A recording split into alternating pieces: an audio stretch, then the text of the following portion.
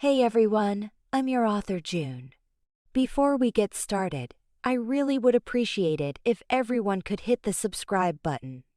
It helps me grow the channel, and I would love for all of you to come on this journey with me, as a family. Now, let's get into the story. Let me know if you enjoy. Dust devils waltz down Redemption's main thoroughfare, a reflection of the turmoil churning beneath Charlotte's carefully constructed facade. The town sprawled, a haphazard collection of structures baked by the relentless sun, each one a stark reminder of the land's unforgiving nature and the desperation of its inhabitants. Weather-beaten wagons creaked past, drawn by gaunt horses, their drivers' faces maps of hardship. Men, their eyes shadowed and hands rough-hewn, leaned in doorways, their gazes lingering on her with unnerving intensity. Redemption. The very word left a metallic tang of irony on her palate. She tugged at her borrowed hat's brim, hoping to shrink into the background. Her elegant dress, exchanged in haste for sturdier clothes, still felt like a spotlight in this unrefined setting. She'd arrived with little more than a name and an unyielding resolve her father's. A man she barely remembered, a spectre haunting her youth with fragmented tales. Now, that spectre had bequeathed her something tangible, a prize worth contending for, if only she could reach it. But she needed an ally.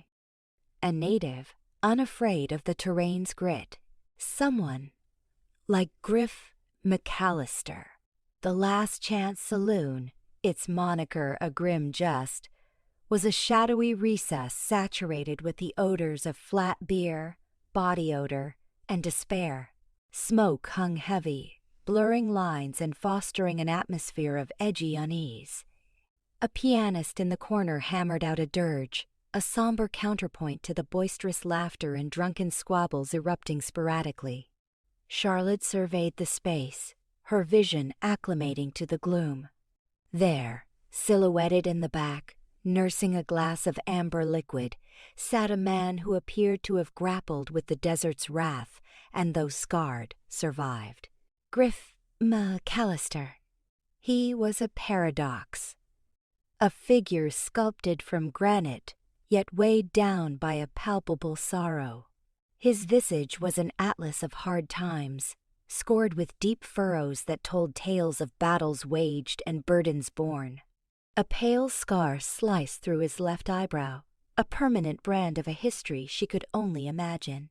His eyes, the hue of a storm-laden sky, were riveted to his drink, as though seeking solace at its bottom. He radiated a muted force, a sense of contained menace that both captivated and unnerved her. Taking a steadying breath, Charlotte crossed the room, her heels rapping softly against the plank floor. The sound seemed magnified in the sudden hush that descended. Every pair of eyes tracked her progress, their gazes probing, questioning. Ignoring them, she focused on the man in the corner.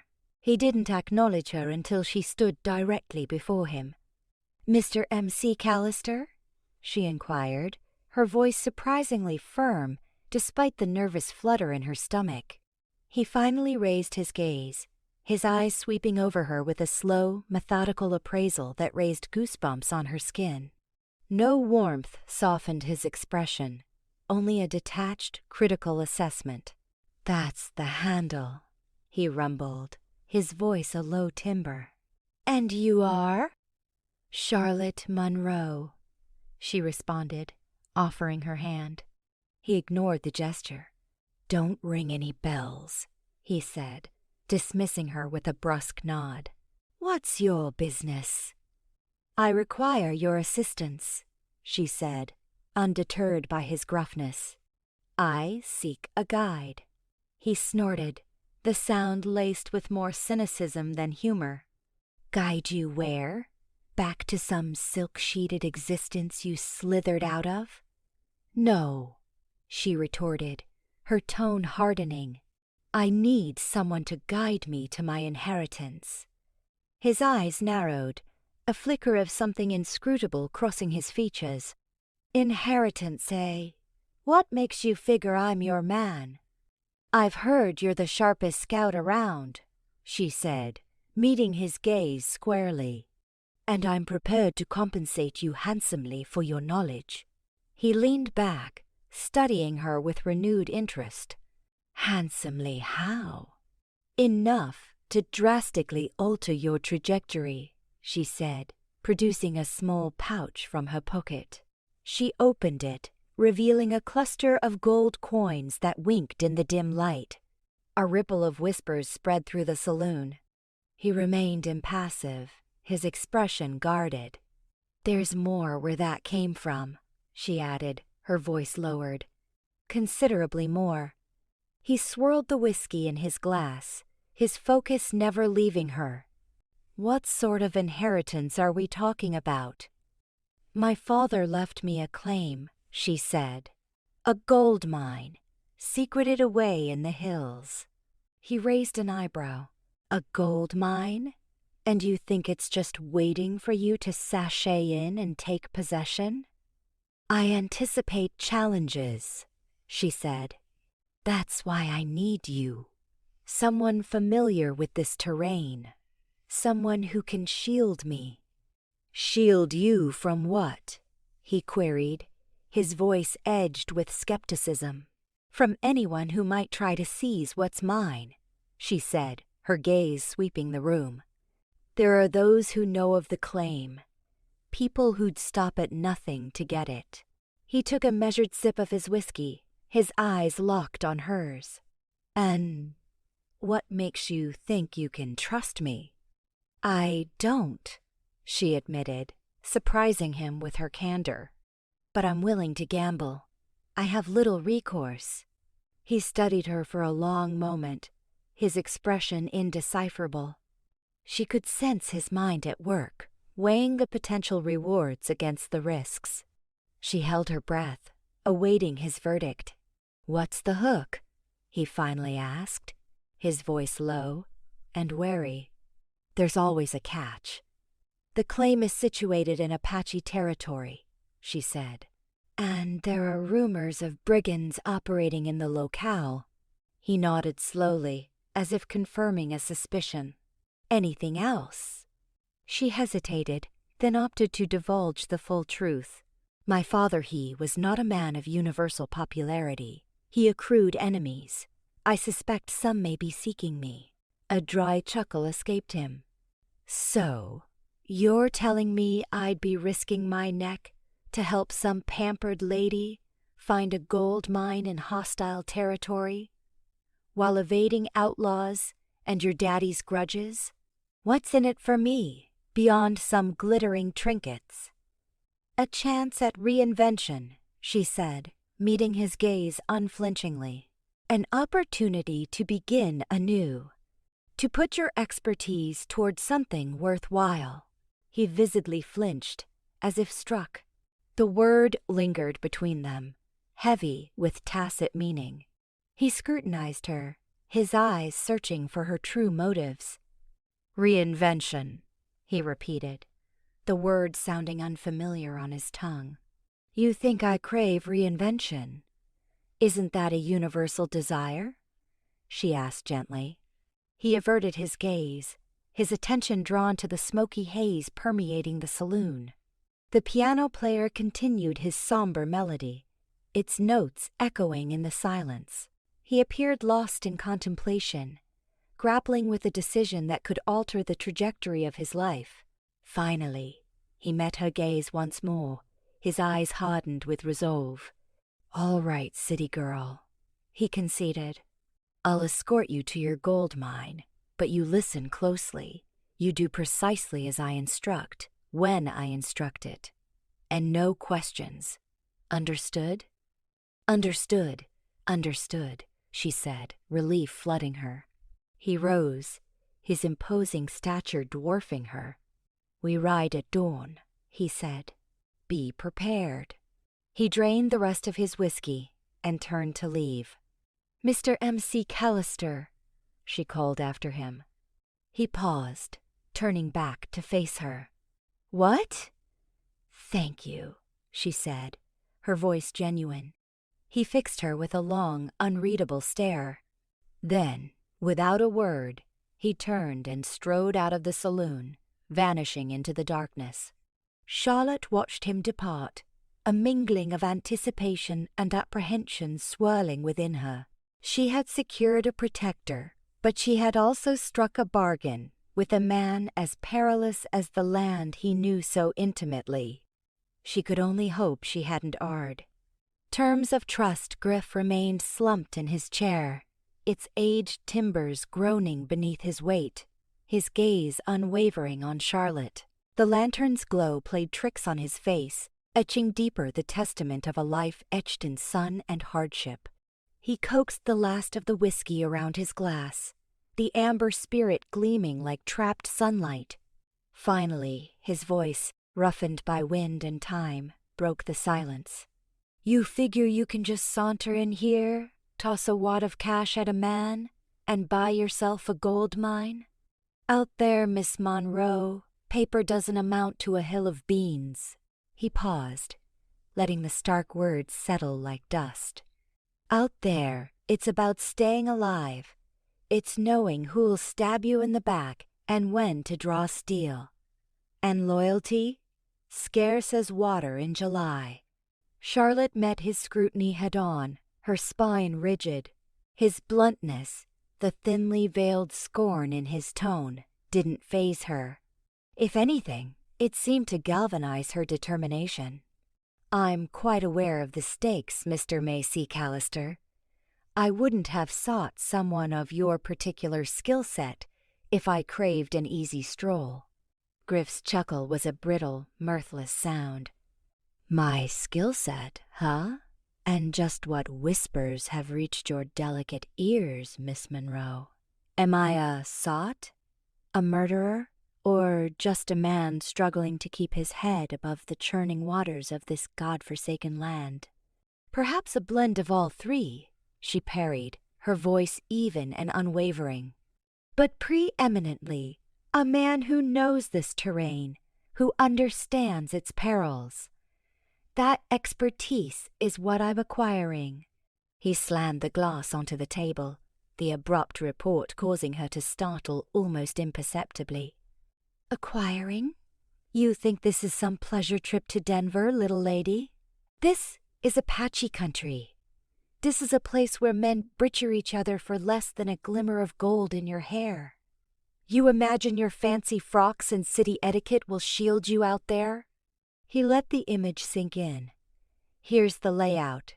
Hear these terms, and then decide if you're still itching to play prospector." He rose, a towering figure looming over her. 1. You listen to every damn word I say. No arguments. No lip. I'm in charge. 2. You do exactly as you're told. No questions. Out there, a moment of uncertainty can get you buried. 3. You keep your bright ideas to yourself. I don't need some pampered socialite instructing me on my trade. 4. The money stays under lock and key until we reach the mine and you can verify your claim. If we get there, he advanced, his stare drilling into her.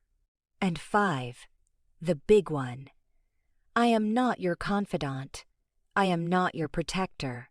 I'm just guiding you. My only concern is getting you to that mine and back breathing mostly. Charlotte stood her ground, her gaze locked with his, her own eyes alight with defiance and something else, a flicker of something akin to amusement. "These are your non-negotiables, Mr. McCallister?" she queried, a subtle challenge woven into her tone. "Acceptable largely. However, I have a few demands of my own." She rose to her feet, matching his stature with surprising poise. "First, you will treat me with common courtesy. I may be a city girl, but I'm not witless. I grasp the dangers that await us, and I'm ready to confront them unflinchingly. Second, You will offer me the benefit of your experience freely. I'm compensating you for your insight, not your silence. Should you perceive me making a mistake, you will point it out, even if it doesn't conform to my preferences. Third, while I comprehend that we're not destined to become bosom buddies, I expect a modicum of a professionalism. No belittling remarks, no dismissive snide. We're interdependent, and we require an open line of communication. She paused, taking a measured breath. And fourth, you might consider easing up on the whiskey. A lucid perspective just might be the difference between living and dying. Griff goggled at her, momentarily robbed of speech. He hadn't anticipated such a resolute response. Most folded under the weight of his size and disposition. But she stared right into him. Another mirthless chuckle escaped him. You've got grit, Miss Monroe. I'll concede you that. Grit is what has propelled me this far, Mr. McCallister, she countered, the ghost of a smile gracing her lips. And it's what will lead me to my prize. He scrutinized her intently, calculating his next move. He was in dire need of funds. He craved direction. Something to wrench him from the bleak despair he'd been mired in for far too long. And something about this woman, a quality in her eyes, in her unwavering resolve, intrigued him. All right, Miss Monroe, he conceded, extending his calloused hand. Terms agreed upon, mostly. Charlotte clasped his hand, her grip surprisingly firm. Then let's get started, Mr. McCallister. There's a fortune in gold waiting for us. Their hands joined, the rough texture of his hand a stark contrast to the soft smoothness of hers. The agreement felt tenuous, born of mutual need and desperation. Yet, as their eyes connected, a spark of something a dawning, reluctant respect ignited between them. The desert sprawled vast, implacable, and riddled with peril. They were poised to undertake a harrowing journey that would test their limits, challenge their assumptions, and maybe, just maybe, grant them both an opportunity for rebirth. The road ahead remained obscured, but one certainty resonated. They were in this predicament collectively, for richer or poorer. And in a place where faith was scarce, they'd have to learn to depend on one another, or gamble with everything. Into the wild, the sun hadn't fully crested the jagged peaks when they left Redemption, casting long skeletal shadows that clawed at the dust devils dancing across the parched earth. Charlie sat ramrod straight on her borrowed mare, her tailored riding jacket a stark contrast to the rough-spun clothes of the townsfolk who'd gathered to watch them go. Griff, leading a pack mule laden with supplies, kept his eyes fixed on the horizon, the brim of his hat shielding his face, but not enough to hide the grim set of his jaw. The silence stretched, thick and uncomfortable, punctuated only by the rhythmic thud of hooves and the creak of leather. Finally, Charlie broke it. "So," she began, her voice a little too bright, "how long until we reach this lost hope mine?" Griff spat a stream of tobacco juice into the dust. "Depends. On the weather, on Injuns, on whether you can handle more than a tea party in the saddle." Charlie stiffened. "I assure you, Mr. McCallister, I'm perfectly capable." "Capable of what, Miss Monroe? Enduring hardship, or just writing checks?" Her gloved hands tightened on the reins. "I'm capable of learning, and I'm paying you handsomely to teach me." He snorted. "Money don't buy grit. You either got it or you don't." He paused, his gaze sweeping over her again, lingering on the determined set of her chin. "And I ain't seen enough yet to make up my mind about you." The landscape began to change as they rode further from Redemption. The scrubby desert gave way to rolling hills dotted with stunted pines, the air growing cooler, thinner. The silence returned, heavier this time, laced with a wary curiosity. Charlie found herself studying Griff, trying to decipher the man beneath the weathered exterior. His face was a roadmap of hard living, etched with lines of sun and sorrow. His eyes, when she caught a glimpse of them, were a startling shade of blue, the color of a winter sky just before a storm. She wondered what had driven him to this life, what ghosts he carried on his broad shoulders. She knew he was a former cavalry scout. She'd heard whispers in Redemption about his service, about battles fought and atrocities witnessed. But those were just stories, filtered through the lens of gossip and speculation.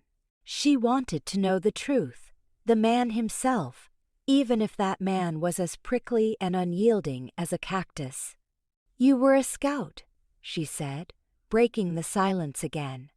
He grunted. "Among other things." "What other things?" He shot her a look that could curdle milk. "Things best left buried." Charlie pressed on, undeterred. "Did you enjoy it? Enjoy killing?" He spat again. "Lady, you got a strange notion of enjoyment."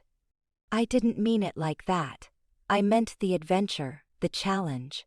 He paused, his gaze softening slightly, though the hardness remained.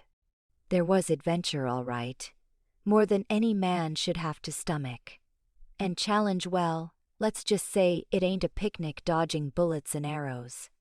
He fell silent again, lost in memories she couldn't fathom. Charlie decided to try a different tack. "Why did you come back to Redemption?" He shrugged. "Nowhere else to go. Surely a man with your skills could find work anywhere. Skills ain't worth much when you're haunted by the past."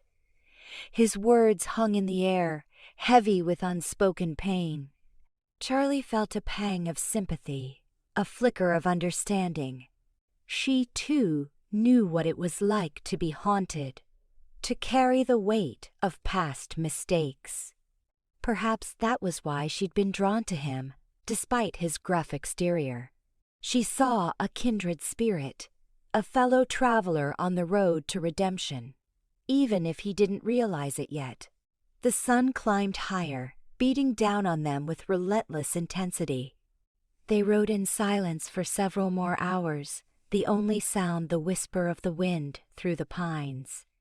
As the afternoon wore on, the terrain became steeper, the trail narrower. They descended into a deep ravine, the air growing noticeably cooler. At the bottom, a river raged, swollen with snowmelt from the mountains. Charlie reined in her mare, her eyes widening. "That's quite a river." Griff dismounted, his expression grim. "That's the serpent's tooth, and it's the only way across." The river was wide and fast-flowing, choked with jagged rocks and swirling eddies. The water was a muddy brown, churning with unseen currents. Charlie swallowed hard, her bravado faltering. Can we go around?" Griff shook his head. "Not without adding a week to the journey. And we ain't got a week." He began unloading the pack mule, his movements efficient and practiced. "We're going to have to swim them across." Charlie's heart sank. She hadn't swum in years, and certainly not in a raging river. I don't know if I can." Griff stopped what he was doing and turned to face her, his eyes narrowed. "You said you were capable, Miss Monroe. Now's your chance to prove it." He pulled a rope from the pack and began fashioning a makeshift bridle for her mare. "I'll take the mule across first. You hold on to your horse's tail and follow me. Understand?" Charlie nodded, her throat tight with fear. She watched as Griff led the mule into the water, the animal struggling against the current. He held the rope tight, his muscles straining as he fought to keep them both from being swept away. Slowly, painstakingly, they made their way to the other side. Once he was safely across, Griff secured the mule and turned back to her. "Your turn, Miss Monroe. You ready?" Charlie took a deep breath, trying to steel her nerves. She knew she had no choice. She had come too far to turn back now. She urged her mare forward, into the icy water. The cold hit her like a slap, stealing her breath. The current was stronger than she'd imagined, pulling at her legs, threatening to sweep her away.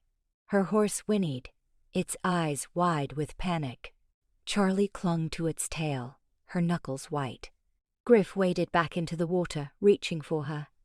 "Keep your head up," he shouted above the roar of the river. "And don't let go." He grasped her arm, his grip strong and reassuring. Together, they fought their way across the river, battling the current, dodging the rocks.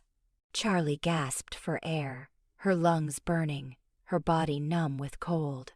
Finally, after what seemed like an eternity, they reached the other side. Charlie collapsed onto the bank, shivering uncontrollably. Griff pulled her to her feet, his expression a mixture of concern and exasperation. "Well, Miss Monroe," he said, his voice rough but not unkind, "you made it. Maybe you got a little grit in you after all." Charlie looked back at the raging river, a wave of exhaustion washing over her. She had faced her fear, and she had survived. Perhaps, just perhaps, she was stronger than she thought. She managed a weak smile. "Maybe you're right, Mr. McCallister. Maybe I do." The setting sun bled across the horizon, drenching the stark desert landscape in fiery hues and long shadows.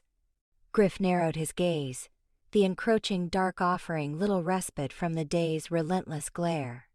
He'd pushed the horses hard, desperate for the sanctuary of higher ground. Beside him, Charlie seemed lost in the spectacle of the painted sky, her worries momentarily forgotten. A grave error on his part. A strangled cry tore from Charlie's throat, shattering the illusion of peace.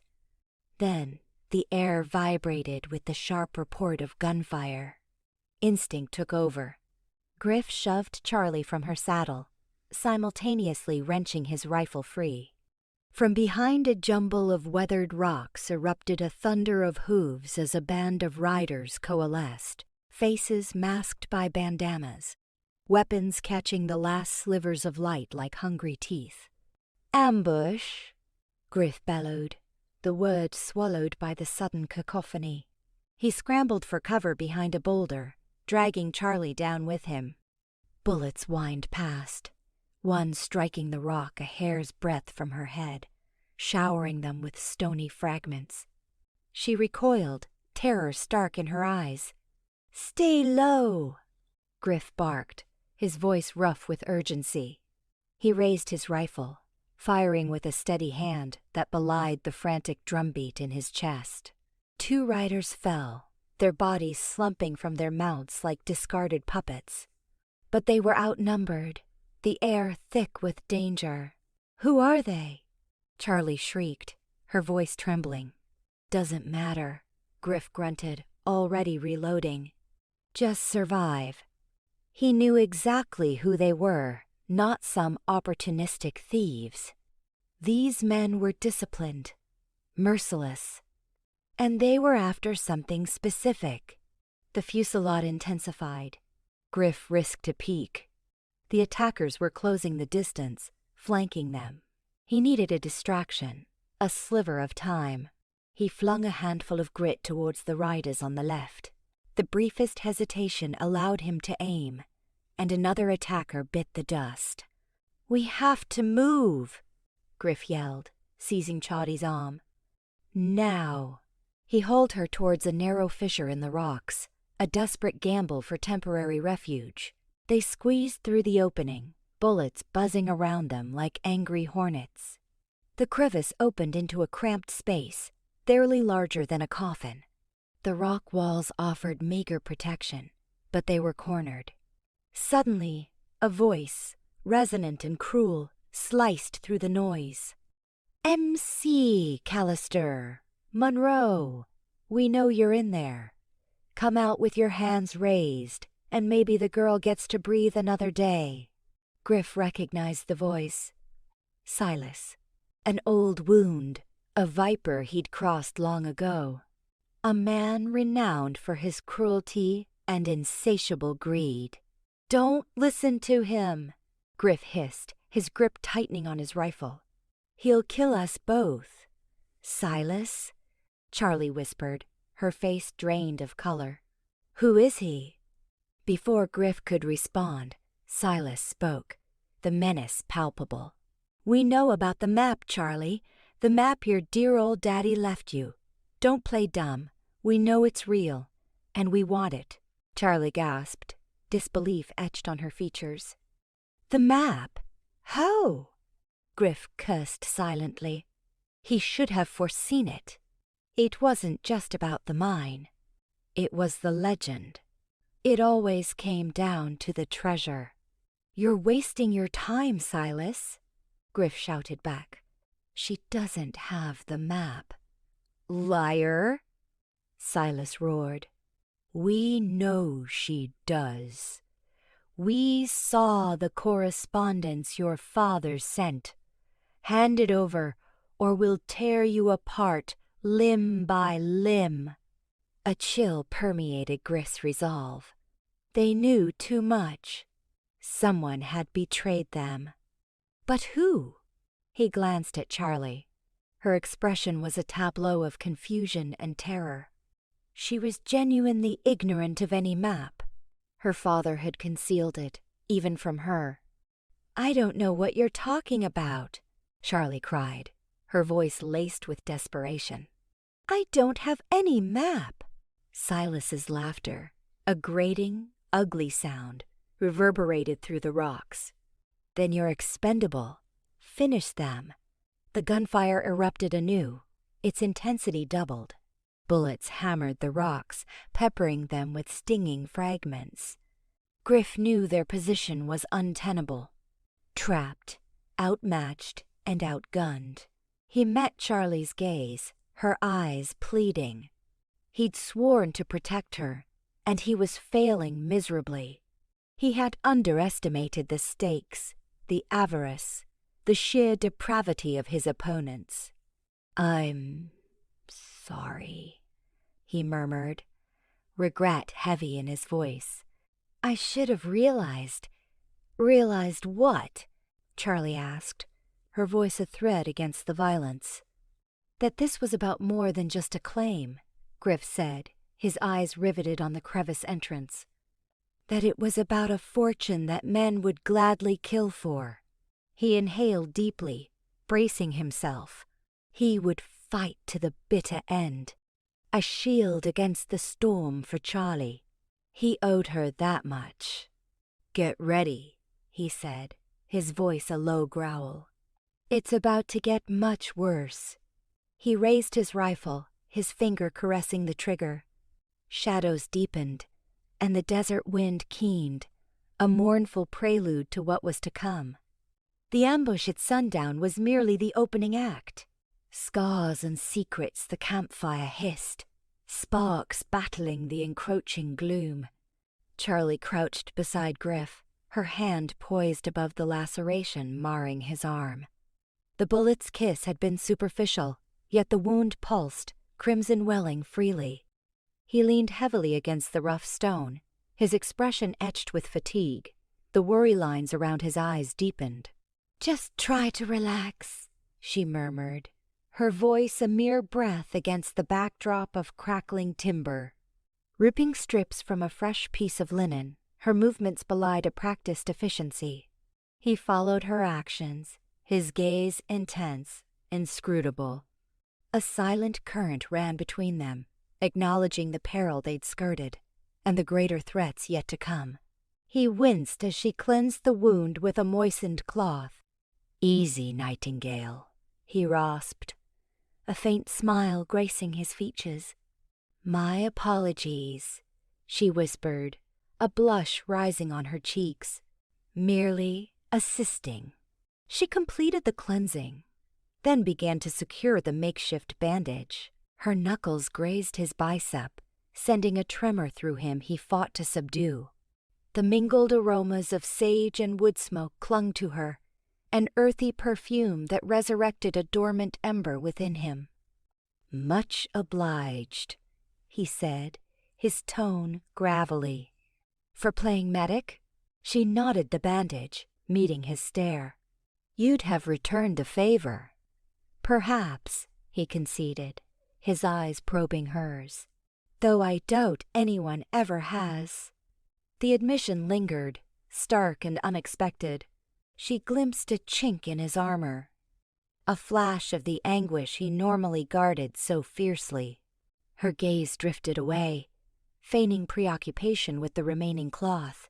"My father wasn't known for nurturing," she stated, her voice devoid of inflection. "He was forever chasing phantoms, some elusive fortune. He left a trail of destruction." He shifted, studying the heart of the flames. "Parents often fall short of expectations."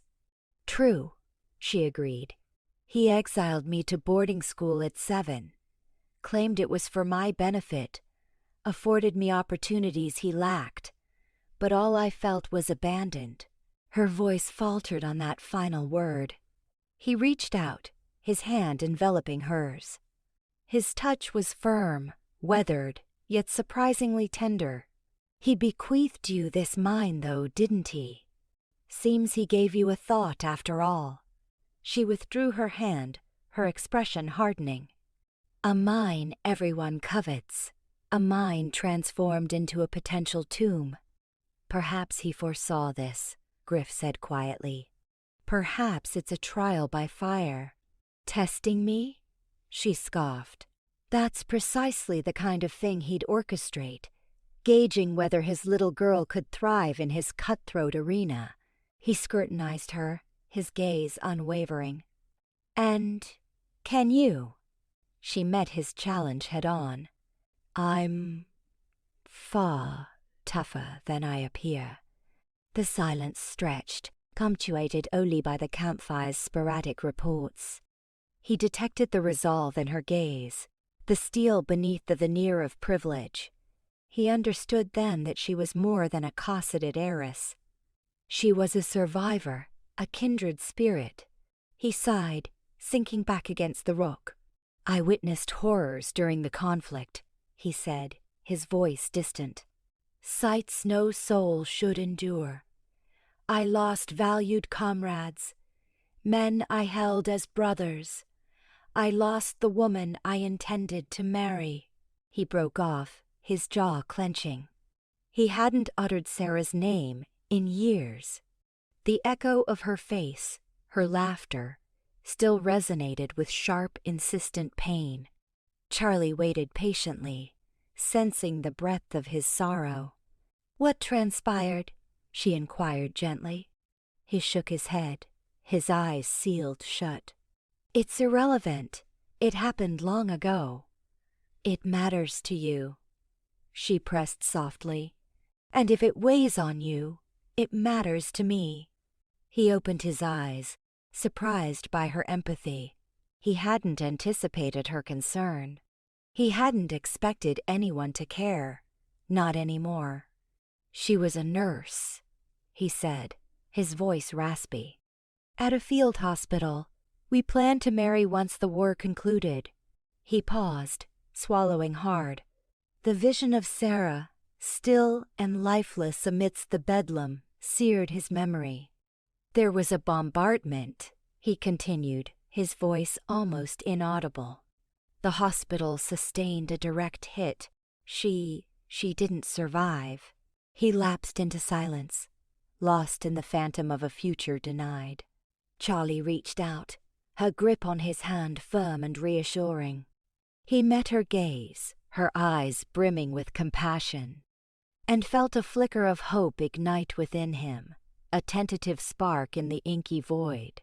"I'm deeply sorry, Griff," she said, her voice sincere. He nodded, incapable of speech. He hadn't realized the magnitude of his burden, the weight he had borne in silence. Sharing it with her, even in part, felt like a release. The fire dwindled, casting elongated, swaying shadows across their features. The night hung hushed, expectant. In the stillness they remained, two scarred souls finding comfort in their mutual presence. Their shared quietude held intimacy, an unspoken understanding that eclipsed words.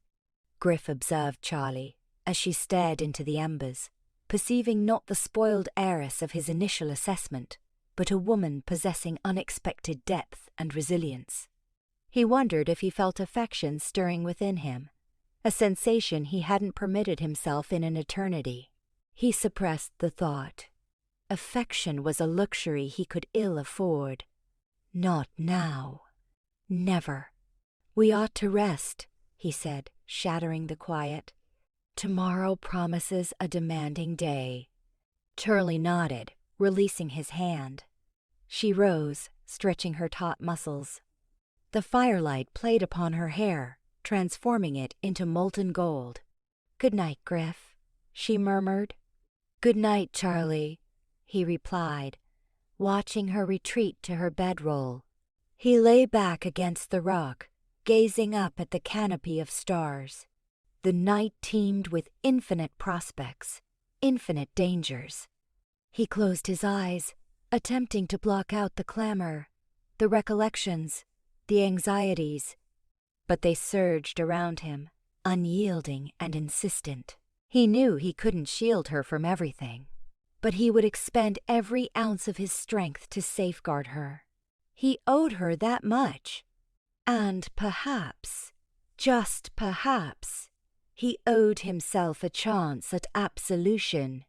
Betrayal stung Jed's eyes darted towards the smoldering remnants of last night's campfire as he discreetly adjusted his stance, angling his back to shield his movements from Charlie and Griff.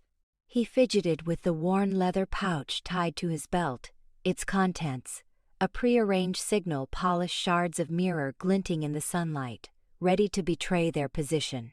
Silas had promised him enough gold to buy his own spread, enough to finally escape the shadow of Charlie's father, a man who had cheated his own kin out of land and livelihood. The resentment festered in Jed's gut, a venomous brew fueling his treachery. He risked a glance at Charlie, her brow furrowed as she studied a map spread across a makeshift table, a felled log smoothed with an axe. She looked every bit the city girl, despite the dust clinging to her tailored riding jacket. He spat on the parched earth. Let her play Pioneer Silas would soon clip her wings. Griff sat slumped against a nearby boulder, his gaze fixed on the horizon, a hawk circling lazily overhead. Even in repose, the man radiated a coiled tension, a sense of danger that made Jed's skin crawl. He was a formidable obstacle, but Silas had accounted for that. Jed's role was simply to weaken the defenses, to sow discord and create an opening. Later that afternoon, as they navigated a narrow canyon pass, Jed feigned a stumble, dislodging a cascade of loose rocks that tumbled down the slope, narrowly missing the pack horse laden with supplies. "Whoa there!" he yelled, his voice laced with false alarm. "Dan near lost our provisions." Griff's eyes narrowed, his gaze sharp enough to cut steel. He surveyed the rock slide, then turned his attention to Jed, his expression unreadable. "Clumsy, ain't you, Jed?" "Just a misstep, Griff," Jed stammered, avoiding eye contact. "This terrain's treacherous." Charlie approached, her face etched with concern. "Are you all right, Jed? Did you hurt yourself?" Jed forced a smile. "Just shook up a bit, Miss Monroe. Nothing to worry about." But inside, his guilt gnawed at him. He hadn't anticipated Charlie's genuine concern, her willingness to believe in him. It made his betrayal taste all the more bitter. That night, under the cloak of darkness, Jed crept away from the camp. The air was thick with the scent of pine and wood smoke, the silence broken only by the distant howl of a coyote. He found a secluded spot behind a cluster of boulders and carefully unwrapped the mirror shards. Taking a deep breath, he angled the fragments towards the distant peaks, reflecting the moonlight in a series of prearranged flashes, a signal to Silas that they were within striking distance. As he finished, he heard a twig snap behind him. He whirled around, his heart pounding in his chest. Griff stood silhouetted against the starlit sky, his arms crossed, his face obscured by shadows. "What are you doing out here, Jed?" Griff's voice was low, dangerous. Jed's mind raced, searching for a plausible explanation. "Just relieving myself, Griff. Didn't want to disturb anyone." Griff didn't move, his silence more menacing than any accusation. "Funny. Seems like you're doing a whole lot more than that." Jed swallowed hard. "I don't know what you mean." Griff took a step closer, his eyes glinting in the dim light. "Don't play coy with me, Jed. I saw the signals." "Who were you talking to?" Panic seized Jed. He knew he couldn't lie his way out of this. It's none of your business." Griff's hand shot out, grabbing Jed by the collar and yanking him forward. "Everything that concerns Miss Monroe is my business. Now talk." Jed struggled against Griff's grip, but it was like trying to wrestle a mountain. "Silas sent me. He knows about the gold. He's coming for it." Griff's eyes blazed with fury. He shoved Jed against a boulder, the impact knocking the wind out of him. "How long have you been working with him?" "Since we left Redemption. He promised me a share of the gold, more than she'd ever pay." Jed gasped, clutching his chest. Griff spat on the ground. "You're a fool, Jed. A greedy, short-sighted fool." He turned and strode back towards the camp, his footsteps heavy with purpose. Jed knew what was coming. He scrambled to his feet and ran, disappearing into the darkness, leaving betrayal to fester in his wake. The warning came swiftly, delivered with the force of a lightning strike. Griff burst into Charlie's tent, his face grim. "We've been betrayed. Jed's working with Silas. They know where we are." Charlie's eyes widened in disbelief. "Jed? But why?" "Greed, resentment. It doesn't matter. We need to move, now. They'll be here soon." There was no time for questions, no time for recriminations. They quickly packed their belongings, their movements fueled by adrenaline and a growing sense of dread. As they mounted their horses and rode away from the camp, Charlie glanced back, her heart heavy with disappointment.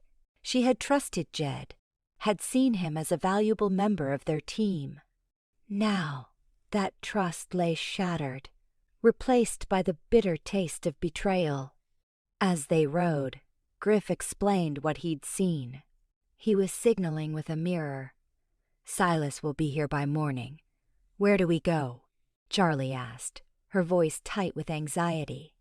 "Deeper into the wilderness," Griff replied, his gaze fixed on the rugged terrain ahead. "Somewhere Silas won't expect us to go." They rode through the night, pushing their horses to their limits. The landscape grew increasingly treacherous, the canyons deeper, the mountains steeper.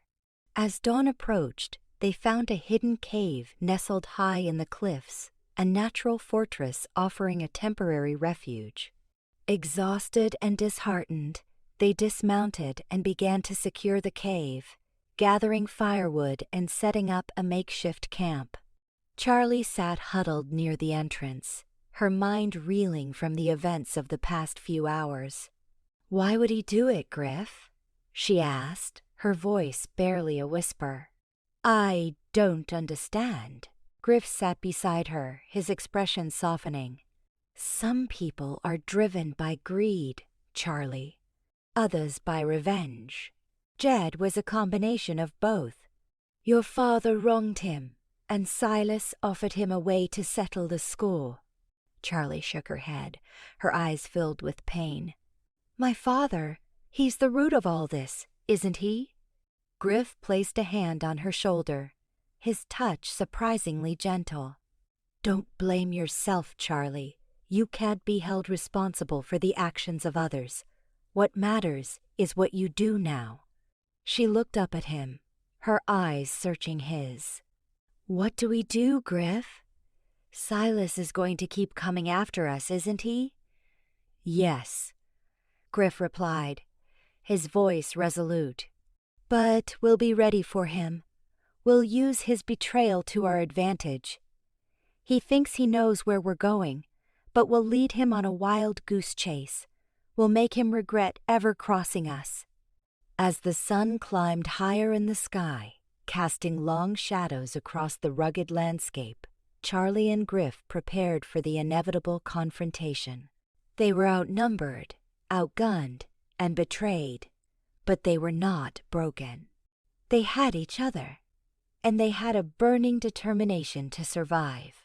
The sting of betrayal had left its mark, but it had also forged a new resolve, a fierce determination to fight for what was theirs, to protect each other, and to ultimately find redemption in the heart of the wilderness. Sanctuary found beneath a moon like a polished shilling in the velvet void. The Redemption Mountains, all saw-toothed silhouettes, gnawed at the star-dusted canvas. Griff's jaw remained a rigid line as he swept his gaze across the landscape, each snap of a twig a potential harbinger of treachery. Jed's perfidy had ignited a simmering inferno of doubt within him, a brand of suspicion seared onto his soul. Fool that he was, to place faith in such a snake. Charlie, however, maintained an unexpected calm, her focus sharp on the terrain ahead. A settlement lies close by, she announced, her voice a steady counterpoint to the turmoil churning within Griff. Abandoned, but offering some semblance of sanctuary. A skeptical arch of Griff's brow. How's that? My father, she replied, her tone closing off. He possessed intimate knowledge of these lands. He shared tales. The unspoken hovered, a fragile span bridging the gulf in their strained alliance. He refrained from probing. Securing a haven to regroup, to strategize, was paramount. Silas wouldn't relent easily. Heeding Charlie's guidance, they deviated from the path, forcing their mounts through a gauntlet of juniper and sagebrush. The air turned keen, carrying the relevant bouquet of pine and dampened earth. After what stretched into an age, the trees began to yield, revealing a modest clearing. Huddled amidst the crags and hardy vegetation lay the vestiges of an ancient indigenous village. Weather-beaten structures of timber and stone stood as mute witnesses to a forgotten lineage. Roofs had collapsed long ago, walls crumbled to dust in places, yet the soul of the settlement endured, whispering accounts of lives intertwined with the demanding earth. Griff dismounted, his senses ratcheted up to full alert. He circled the perimeter, hand hovering near the grip of his revolver. Appears deserted, he rumbled, as much to the air as to her. Still, vigilance. Charlie was already studying one of the dwellings, her fingers tracing the eroded stone. A contemplative air about her. Judicious choice, she murmured. The walls will buffer us against the wind, and a spring exists nearby. Griff watched her, surprise flickering in his gaze. He'd envisioned her as a tenderfoot, ill-equipped for the rigors of the frontier. Instead, she moved with quiet assurance, her eyes perceptive and keen. The spring, how did you know? She gestured toward a swath of verdant growth clustered near a rocky outcrop. The flora, they betray its presence, he grunted, begrudgingly impressed. Very well. Let's ascertain if we can render this place habitable for the night. They toiled in silence, amassing firewood and clearing detritus from one of the more intact structures. The sun bled below the horizon, staining the sky with strokes of apricot and violet. As twilight deepened, the temperature plunged, and the wind keened through the arroyos, carrying the mournful psalm of coyotes. Charlie coaxed a small fire to life in the heart of the structure, the dancing light throwing elongated shadows against the worn walls. The warmth was a balm, banishing the creeping chill from their bones. Griff leaned against a decaying wall, observing Charlie as she prepared a spare repast of dried meat and hardtack. He couldn't dispel the sense that hidden depths resided within her, her movements, her way of speaking of the land. It was evident that her connection to this terrain ran deeper than he'd initially surmised. "My father," she began, her voice hushed, fracturing the silence. "He wasn't always this way. Before everything shattered, he would bring me here. He imparted the arts of hunting, tracking, survival." A pause, her gaze riveted by the licking flames. "He maintained that the land would always provide, provided one respected it." Griff remained silent, absorbing her words. He recognized broken men, the forces that could corrupt a soul. He glimpsed echoes of that suffering in Charlie's eyes, a darkness mirroring his own. "He changed," she pressed on, her voice barely audible. "The gold consumed him. It transformed him into a stranger." "Gold does that," Griff growled. "It breeds avarice, ruthlessness." Charlie met his gaze, her eyes a blend of sorrow and defiance. "I refuse to become like that," she declared. "I won't allow the gold to change me." Griff scrutinized her face, probing for any hint of deceit. He found only sincerity, a quiet fortitude that caught him off guard. "Then don't," he replied, his tone gentler than intended. "You command the gold, don't let it command you." They consumed their food in quietude, the only sounds the crackling fire and the wind's lament. As the hours crept on, Griff perceived Charlie shivering.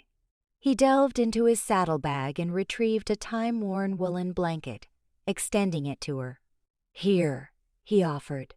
"It's meager, but it will ward off the cold." She hesitated, then accepted the blanket with a grateful inclination of her head. "Thank you," she whispered. Griff watched as she enfolded herself in the blanket, her slight frame nearly swallowed by its expanse. He felt an unfamiliar protectiveness stir within him, a sentiment dormant for too long.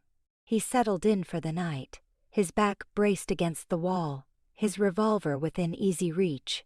He knew Silas, and his henchmen lurked out there, concealed by the darkness, hunting them. He couldn't afford to lower his defenses, not even for an instant. But as he teetered on the edge of sleep, he couldn't help but ponder Charlie Monroe. She was an enigma, a puzzle he struggled to solve. She was resilient, resourceful, fiercely independent. Yet she was also fragile, haunted by her past, desperately seeking redemption he wasn't sure she would find. He cast a glance in her direction, watching her sleep peacefully by the fire, her face illuminated by the gentle glow. He knew his duty, the promise he had to keep. He had to safeguard her, even at the cost of his own life. But he acknowledged that it was more than duty now. It was something greater, something intangible, yet growing stronger with each passing day. He closed his eyes, surrendering to weariness. He knew the path ahead would be arduous and perilous. But he also recognized that he was not alone. He had Charlie by his side, and that, he understood, was more than he could have ever hoped for. Before slumber fully enveloped him, he saw her stir and clutch the blanket more tightly, drawing closer to the dwindling embers. He heard her murmur something, so faint it was almost lost.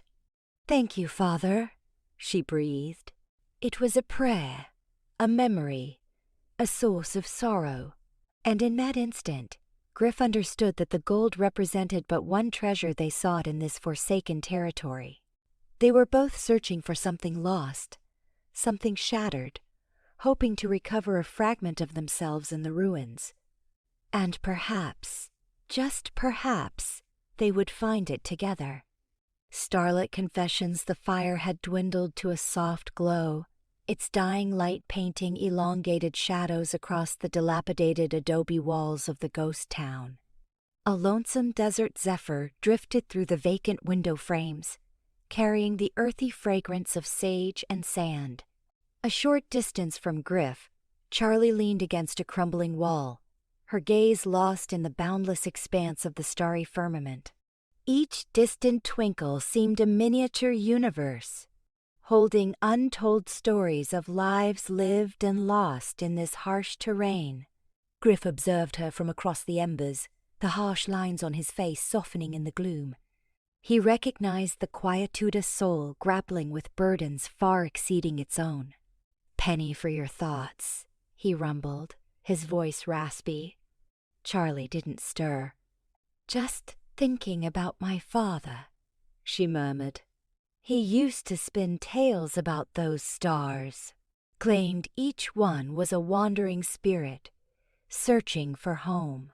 Griff grunted, unimpressed. "Sounds like him. Always weaving yarns." He shifted, the saddle leather groaning beneath his weight. "Didn't always hold water, though." A faint, melancholic smile graced Charlie's lips. "No, not always. But sometimes fantasy offered sweeter solace than reality." She drew her knees closer, wrapping her shawl tighter. He loved this land, in his skewed way. He saw something unfettered, something worth defending. "Gold'll do that to a fella," Griff stated, his tone devoid of inflection. Charlie finally turned, her eyes locking with his. "It did that to him, didn't it? Tainted him." Her gaze held unvarnished truth, a fragility that stirred a dull ache within Griff. He averted his gaze, returning to the dwindling fire. "It taints us all, sooner or later. Some just manage to resist the rot longer." Silence descended once more, heavier than before. Only the crackling fire and a distant coyote's lament broke the quiet, a mournful cry that echoed their shared sense of isolation. Rising, Charlie drifted toward him. Starlight shimmered in her hair, framing her face in a silvery nimbus. "Griff," she whispered, barely audible. "Why this? Why? Are you aiding me?" He lifted his gaze to meet hers, his eyes masked by shadow. He started to respond, hesitated, searching for the correct phrasing. Explaining himself, exposing the tangled mass of feeling beneath his tough exterior, wasn't his forte. But her gaze, vulnerable and searching, spurred him onward. Hell if I know," he confessed, his voice gravelly. "Maybe the coin, maybe the challenge, or maybe—" He trailed off, unable to voice the truth forming in his core, the truth that rattled him more than any drawn gun. Charlie reached out, her fingers brushing lightly against his rough hand. A shock radiated through him, a warmth spreading through his veins like a controlled burn. "Maybe you see something in me that I've failed to see myself," she breathed. He glanced at her hand, then back into her eyes. In them he perceived a reflection of his own pain, his own solitude, his own yearning for absolution. And something else, a glimmer of hope, something that made him believe, fleetingly, that perhaps he could transcend the broken man he believed himself to be. He stood, slowly, deliberately. Reaching out, he cupped her face, his thumbs tracing the delicate architecture of her cheekbones. Her skin felt petal-soft and warm beneath his touch. "Charlie," he rasped, his voice thick. Her eyelids fluttered shut as she leaned into his touch, her breath hitching. He lowered his head, his lips brushing against hers in a hesitant caress. She responded instantly, her lips parting slightly in invitation. He deepened the kiss, his arms encircling her waist, drawing her close. Her body, soft and yielding, stood in sharp contrast to the ruggedness he knew. The kiss was raw and hungry, a release of the suppressed tension that had simmered between them. It was a kiss of longing, of desperation, of a shared need for connection in a world intent on tearing them apart. They broke apart, breathless, their foreheads touching. The silence throbbed with unuttered words, with a shared understanding of the precariousness of their position. "Griffey," Charlie breathed, her voice shaky. "I know," he answered, his voice equally unsteady. "This is complicated, barely scratches the surface." "Complicated doesn't even begin to cover it," she echoed, a ghost of a smile playing on her lips. "We're fugitives. There's a king's ransom at stake, and we both have enough baggage to fill a stagecoach." He chuckled, a low, genuine sound. "You forgot the part where everyone we trust is probably scheming to send us to Boot Hill." "Right. That too." She retreated slightly, severing their physical connection. "We can't. We shouldn't, I know," he repeated, regret lacing his tone. He wanted to disregard the danger, the gold, everything but her. But duty bound him. He had a charge, a promise to keep. And entanglement with her would only amplify the danger, placing her squarely in harm's way. "Can't swear I won't do it again, though," he confessed, his gaze locked on hers. "'Cause, God help me, Charlie, I want to." Her eyes searched his, questioning, vulnerable. "What becomes of us when this concludes, Griff?" she murmured. "When we either strike gold or come up empty. When Silas is pushing up daisies, or we are. Then what happens?" He averted his gaze, unable to provide an answer. The future remained veiled. All he knew was that existence without her was unimaginable. Yet, he wasn't worthy of her. He was damaged goods, haunted by a past that rendered him incapable of providing the life she deserved. "Let's just get through this," he stated, his tone flat. "Let's just survive. We can fret about the ruins later." Charlie nodded slowly, her eyes holding a mix of hope and resignation. He spoke the truth.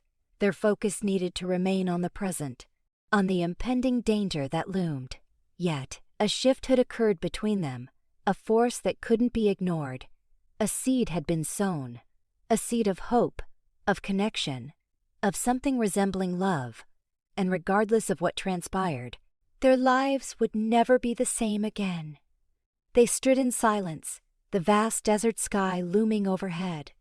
The stars seemed to mock their insignificance in the face of the cosmos. But within that moment, enveloped by darkness and peril, they had unearthed something precious and genuine, and they would fight to protect it, even at the cost of everything. He watched her retreat to her bedroll. The fire ticked, sending a flurry of embers into the night. He resumed his seat, leaning against the rough adobe brick, and pulled his hat low. Sleep would prove elusive. He closed his eyes, her taste lingering on his lips. He had a task to execute, a fortune to uncover, and a life to guard. But his thoughts remained tethered to the woman sleeping a few feet away, the woman who had somehow navigated his hard exterior and touched the wounded soul beneath. He was hired to safeguard her. Now, he had to shield himself from her as well. Traitor's treachery, the sun was a hammer, forging the parched earth into a landscape of rust. A wavering curtain of heat painted the distant ridges as Charlie desperately surveyed the barren expanse. "Think anyone ekes out a living here, Griff?"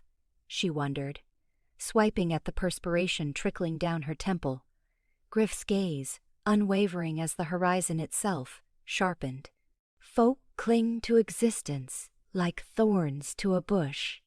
The riddle is, what do they cling to it for?" He punctuated the thought with a dark stream of tobacco juice into the dust.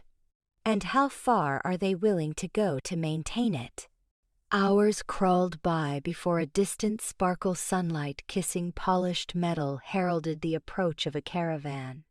Painted wagons, sturdy mules harnessed in teams, etched a vibrant scar across the ochre canvas. The traders, a motley crew etched with hardship and sharp intelligence, looked like salvation itself. Elias, their leader, sporting a grizzled beard and a deceptively affable smile, greeted them with open arms. "Welcome, wayfarers, dust-choked and thirsty, I wager? We boast stores aplenty, and tales to barter besides." Charlie, ever hopeful, readily accepted Elias's offer of refreshment and a seat at their fire.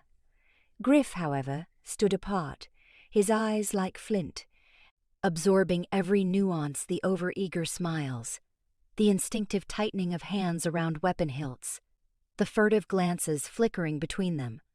Later, huddled around the crackling campfire, savoring a meager stew of cur, beans and jerky, Elias spun yarns of exotic locales and audacious exploits. Charlie listened, enthralled, but Griff remained a statue of suspicion, his gaze locked on the dancing shadows beyond the fire's reach. A cold knot of unease tightened in his gut. "Cat got your tongue, ex-cavalry?" Elias probed, a subtle steel threading his voice. "Not much for pleasantries, eh?" Griff grunted, non-committal.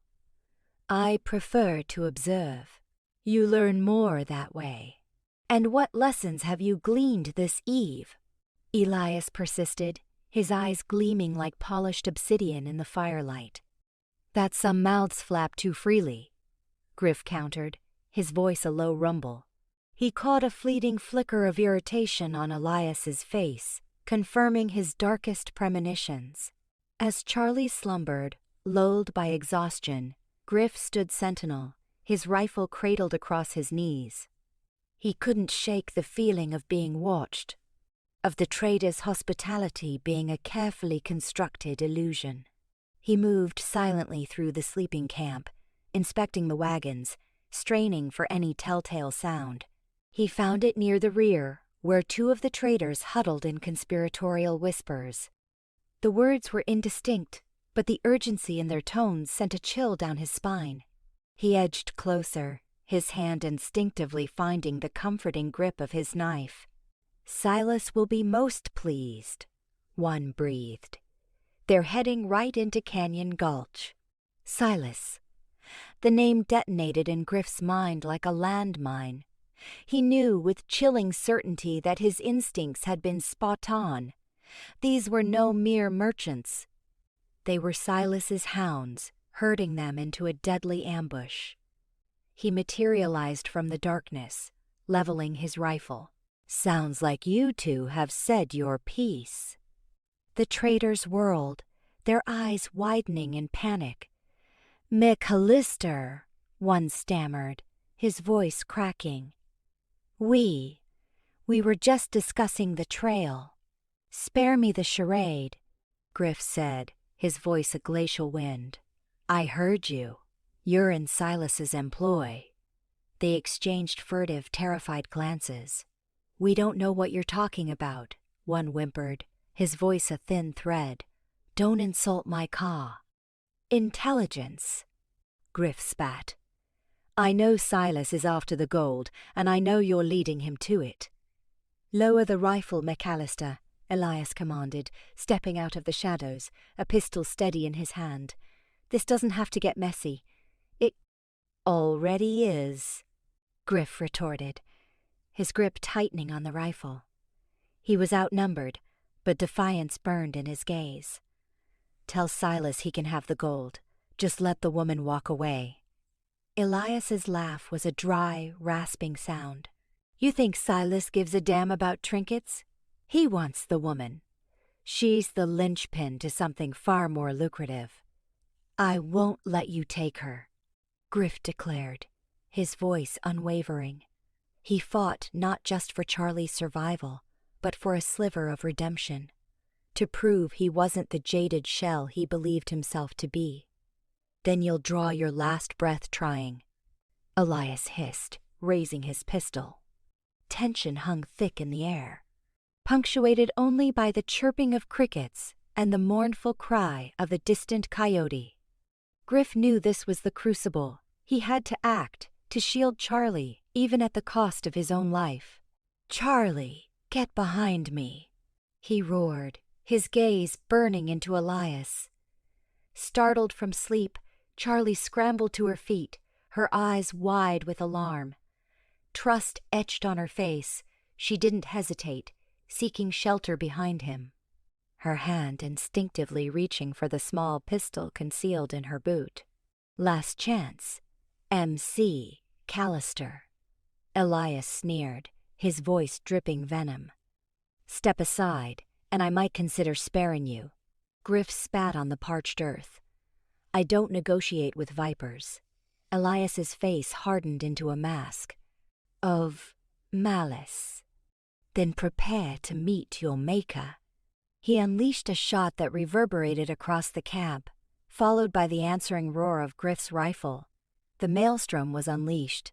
Griff navigated the chaos with reflexes honed by years of survival.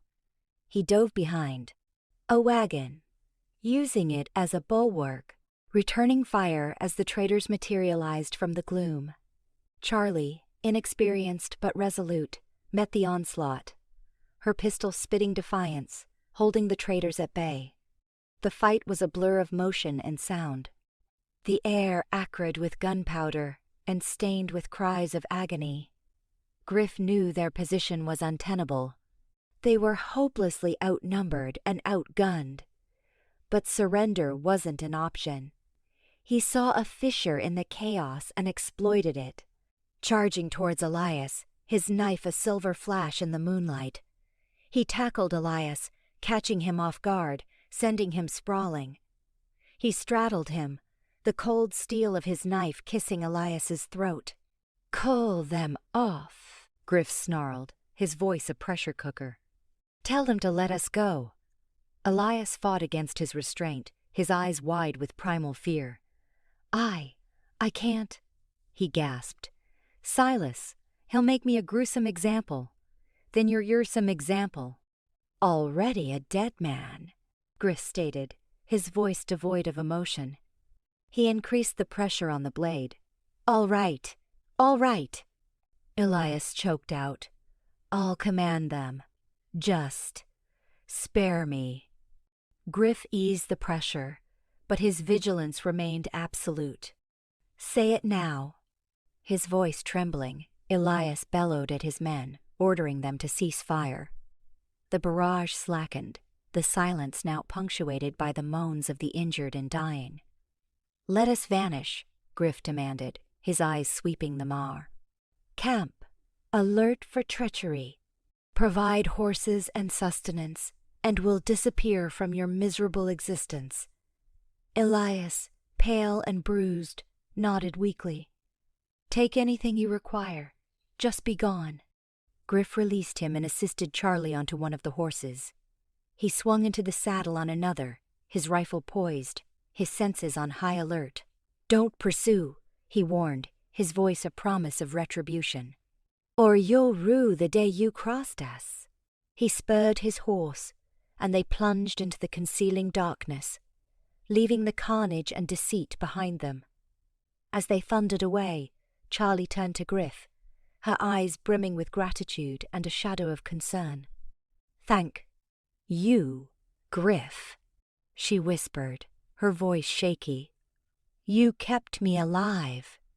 Griff met her gaze, his own softening almost imperceptibly. "You would have done the same." He understood then that their connection had deepened, but they were more than merely guide and passenger.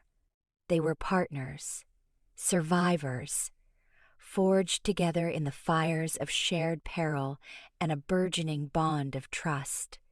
Yet, he also recognized the arduous path ahead, that Silas would not yield so easily. Their flight continued, a race against Ka, pursuit, and the tightening grip of danger. But as long as they faced it together, they had a fighting chance. A chance at survival. A chance at finding peace, maybe, against all odds, even love flourishing in the heart of that unforgiving wilderness. The very thought sent a flicker of warmth through him despite the night's chill. Quick thinking the sun's gleam on quad. Drawn. Steel. The overdone cordiality etched on Elias's men's faces, the almost imperceptible tightening of their stances, these disparate clues slammed together in Charlie's consciousness, a dreadful epiphany. Griff had been right. This was no parley, but a snare. Griff, she breathed, the desert wind swallowing most of her words. Saddlebags. Now. And avoid eye contact. His fingers brushed hers, a fleeting promise of support before he melted into motion. He didn't question her, didn't dither. Hard-won experience had sharpened his instincts, and he harbored a fledgling trust in hers, a fragile thing rapidly becoming their survival. As Griff attended to the horses, Charlie zeroed in on Elias, pasting on a smile that felt like fractured glass. Elias. About those supplies I was also keen on trading for some additional rounds. Seems our consumption has been higher than anticipated. She aimed for breezy, but her mind was a whirlwind, sketching a desperate strategy. Overwhelmed in numbers and firepower, stranded in the open, direct resistance meant oblivion. Elias's gaze narrowed, suspicion flickering like lightning behind his eyes. Ammunition? Certainly, Miss Monroe. Abundance abounds. Perhaps we could discuss this inside? He indicated the largest wagon, surely teeming with Silas's thugs. Actually, Charlie parried, her voice gaining purchase. I believe I spy some familiar crates near the wagon's rear. Shall we just amble over there? She edged toward the designated wagon before pivoting to Griff. Griff. Darling, lend me your strength. These are rather heavy. Their eyes locked, comprehension sparking between them. He sidled around the back of the wagons with practiced ease, effectively using the bulk of the caravan as a shield. Reaching her side, he murmured, "What's the play, City? Girl?" "Distraction," she whispered, her fingers already toying with the wagon's brake pins. Followed by haste. "Distraction?" he echoed dubiously. Before he could dissect the scheme, Charlie's boot sent a pebble skipping across the parched earth toward the camp's heart. "Fire!" she bellowed, her voice cracking with desperation. Fire in the supply wagon. The effect was instantaneous. Bedlam erupted, men stampeded, yelling questions, their attention wrenched from Charlie and Griff. Elias, his features twisted into a mask of rage, roared orders, but his authority evaporated in the sudden frenzy. Their window. Griff, fueled by a lifetime of adversity, lunged at the brake lever, snapping it free with a resounding clang. The wagon groaned and lurched forward, its wheels fighting the rough ground. "Mount up," he barked, already swinging onto his own steed. Charlie needed no prompting. Adrenaline coursed through her as she scrambled onto her horse. Together, they plunged headlong into the maelstrom, leaving the chaos of the caravan in their wake. Behind them, enraged shouts swelled as Silas's men registered the deception. Bullets snapped past, peppering the earth around their horses. Heels. "They're gaining!" Charlie yelled, glancing back. Griff spat a curse. "Brace yourself." He flogged his horse onward, snaking through the patchy vegetation, exploiting every fold in the terrain.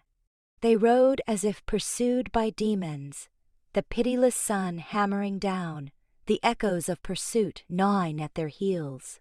An eternity crawled by before they finally managed to carve out some distance. As the sun kissed the horizon, painting the sky in a riot of fiery hues, they finally reined in their lathered horses, collapsing in exhaustion beneath the scant shadow of a colossal rock outcropping. Gasping, Charlie slid off her horse, her legs trembling like saplings in a gale. "That was a close call," she choked out, leaning against the cool stone. Griff dismounted with deliberate slowness, his movements betraying weariness. He surveyed the vista, his eyes hooded, ever vigilant. "Too damned close," he growled. "They won't simply let us go." Silence settled, punctuated only by the rasping breaths of their horses. Charlie studied Griff, his face a study in concentration, the lines around his eyes deepened by strain. "Thank you," she murmured, her voice laced with gratitude. "For trusting me. For everything." He met her gaze, his expression a locked box. "You improvise well," he conceded at last, a flicker of grudging respect warming his tone. "That little ruse with the wagonette bought us vital seconds." "We're a capable team, McCallister," she offered, a tentative smile gracing her lips. He didn't return the smile, but his lips softened. "We're still alive," was his simple declaration. The silence stretched, but the texture had changed. The shared peril, the successful flight, had layered a new understanding between them. The sapling of trust had taken root, toughened by the crucible of adversity. Charlie shivered, despite the day's residual heat. "What now?" she asked, her voice a mere thread. "They know we're onto them. They'll scour the land for us." Griff straightened, his gaze fixed on the horizon. "Now," he stated, his voice hard, "we vanish. We find sanctuary in the most unlikely place." And then, his eyes locked onto hers, we reverse the game. The desert wind swirled around them, thick with the scent of caw.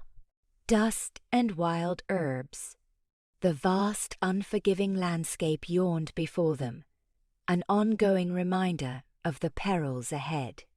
Yet, as Charlie watched Griff, the unwavering grit etched on his face, a spark of hope flickered within her.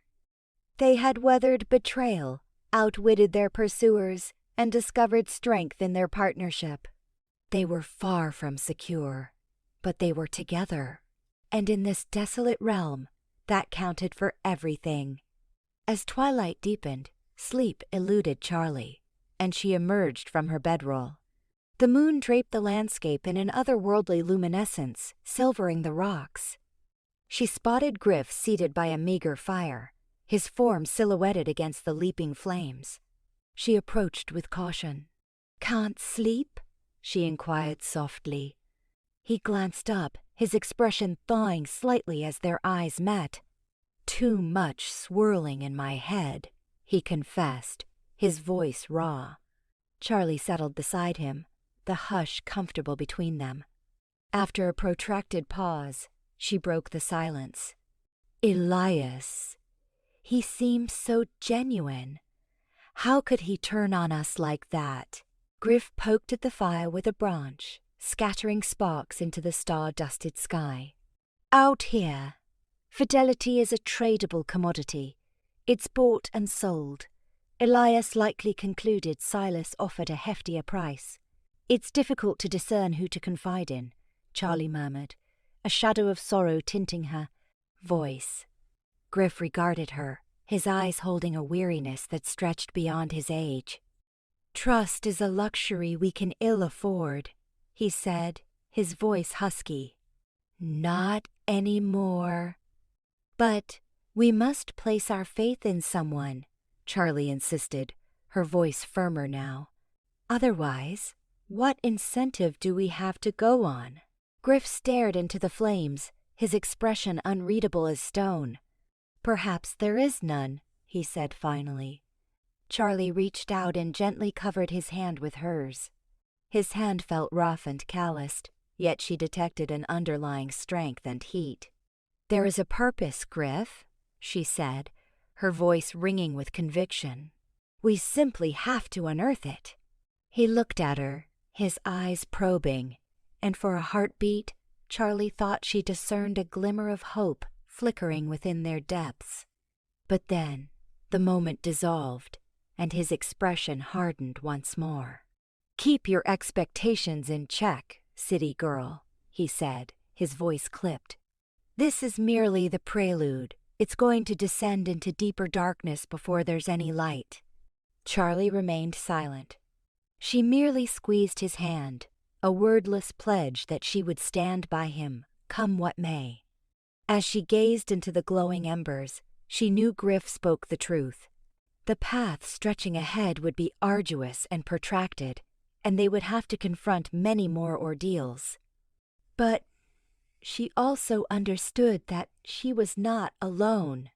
She had Griff by her side, and united, they could confront whatever challenges fate threw their way. The mine's shadow the air hung thick and still as they crested the ridge, the silence broken only by the rasp of their horses' breaths. Below them, the valley unfolded, a scar etched into the earth by the relentless pursuit of gold. And there, nestled against the base of a jagged, sun-baked mountain, was the mine. Or, rather, what Silas had made of it. Charlie reined in her horse, her gaze hardening. He's expecting us, Griff grunted, his eyes scanning the perimeter. Silas hadn't bothered with subtlety. Armed men patrolled the makeshift perimeter, their rifles glinting in the harsh sunlight. A rough-hewn barricade of logs and overturned wagons formed a defensive line, and a makeshift watchtower offered a commanding view of the approach. More than expecting, Griff said, his voice low. He's ready. They dismounted, tethering their horses in a shallow ravine that offered some concealment. The scent of dust and sage mingled with the acrid tang of gunpowder, a grim reminder of the stakes. How many? Charlie asked, her hand instinctively resting on the butt of her revolver. Griff squinted, his gaze unwavering. Hard to say for sure. 20, maybe 30, spread thin, but well-armed. Charlie swallowed, the knot in her stomach tightening. The odds were not in their favor. This wasn't some back-alley brawl. This was a siege. We can't just ride in, she said, her voice barely a whisper. We need a plan. Griff leaned against a rock, his expression grim. Plans rarely survive first contact. Then we make one that's flexible, Charlie retorted, her voice hardening with resolve. We know Silas's weakness, his greed. Griff raised an eyebrow. And how do you propose we exploit that? He wants the gold, Charlie said, her eyes gleaming with a dangerous light. He thinks he has it. We make him think he can have even more. They spent the next hour huddled in the ravine, sketching out a strategy in the dirt. Charlie's initial idea was bold, bordering on reckless, but Griff, after a long, considering pause, saw its potential. It hinged on misdirection, deception, and a healthy dose of calculated risk. It's a long shot, Griff admitted, but it's the best we've got. He picked up a handful of dirt, letting it sift through his fingers. Silas won't hesitate to kill us, Charlie. You understand that? I understand, she said, her voice firm. He made that perfectly clear. As the sun began to dip below the horizon, painting the sky in hues of orange and purple, they prepared for their assault. Charlie checked her revolver, ensuring the cylinder spun smoothly. She ran a hand over the worn leather of her saddlebag, feeling the weight of the few belongings she had left. Griff watched her, his expression unreadable. He knew the fear she was trying to mask, the doubt that gnawed at her resolve. He felt it too. But beneath the fear, he saw something else. A flicker of defiance, a burning desire to reclaim what had been stolen from her. He stepped closer, his voice softening. "You don't have to do this, Charlie. We can walk away. Find somewhere else. Start over." Charlie met his gaze, her eyes filled with a complex mix of emotions. "And what about redemption?" she asked softly. "What about the people who are counting on me?" Griff looked away, his jaw tightening. He knew she was right. They couldn't abandon the town, not after everything they had been through. He was tied to this place now, to her, whether he liked it or not. "Then let's finish it," he said, his voice regaining its edge. "But you listen to me. You stay close. You do exactly what I say." Charlie nodded, her gaze unwavering. "I trust you, Griff." The words hung in the air, heavy with unspoken meaning. It was the first time she had said it so plainly, and the admission sent a jolt through him. He wasn't sure he deserved her trust, but he knew he would do everything in his power to protect her. As darkness descended, they mounted their horses and began their approach. The air crackled with tension, every rustle of leaves, every snap of a twig amplified in the silence. The mine loomed ahead, a dark silhouette against the twilight sky. The shadows stretched long and menacing, concealing unknown dangers. This was it, the final confrontation, the moment of truth. Griff took the lead, his senses on high alert. He knew Silas was waiting, ready to spring his trap. But Griff had a few tricks of his own. He had spent his life fighting in the shadows, learning to anticipate his enemy's every move. He knew how to survive. He glanced back at Charlie, her face pale but determined. He gave her a curt nod, a silent reassurance. Then, with a deep breath, he spurred his horse forward, riding straight into the mine's shadow. He knew that their journey was far from over, but he was ready to face whatever lay ahead, as long as he had her by his side. Father's legacy. The mine's maw swallowed the sun's last breath, plunging them into premature twilight. Hurriedly kindled torches spat and hissed, their light painting the slick rock with grotesque animated figures. The air pressed in a heavy cloak woven of dust, perspiration, and the sharp tang of old metal. Griff forged ahead, every nerve singing, hand hovering near the colt snugged against his leg.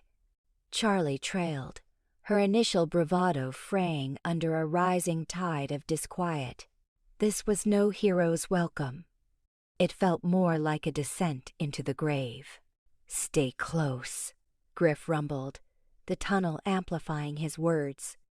His gaze, sharp as flint, raked the shadows for any hint of Silas's men. Deeper they went, the passage shrinking until it felt like a V's. The rough-hewn stone seemed to breathe against them, whispering secrets carried on rustling drafts. Abruptly, the tunnel exhaled them into a vast cavern where the ceiling vanished into impenetrable gloom. A glacial draught knifed through, chilling them to the marrow.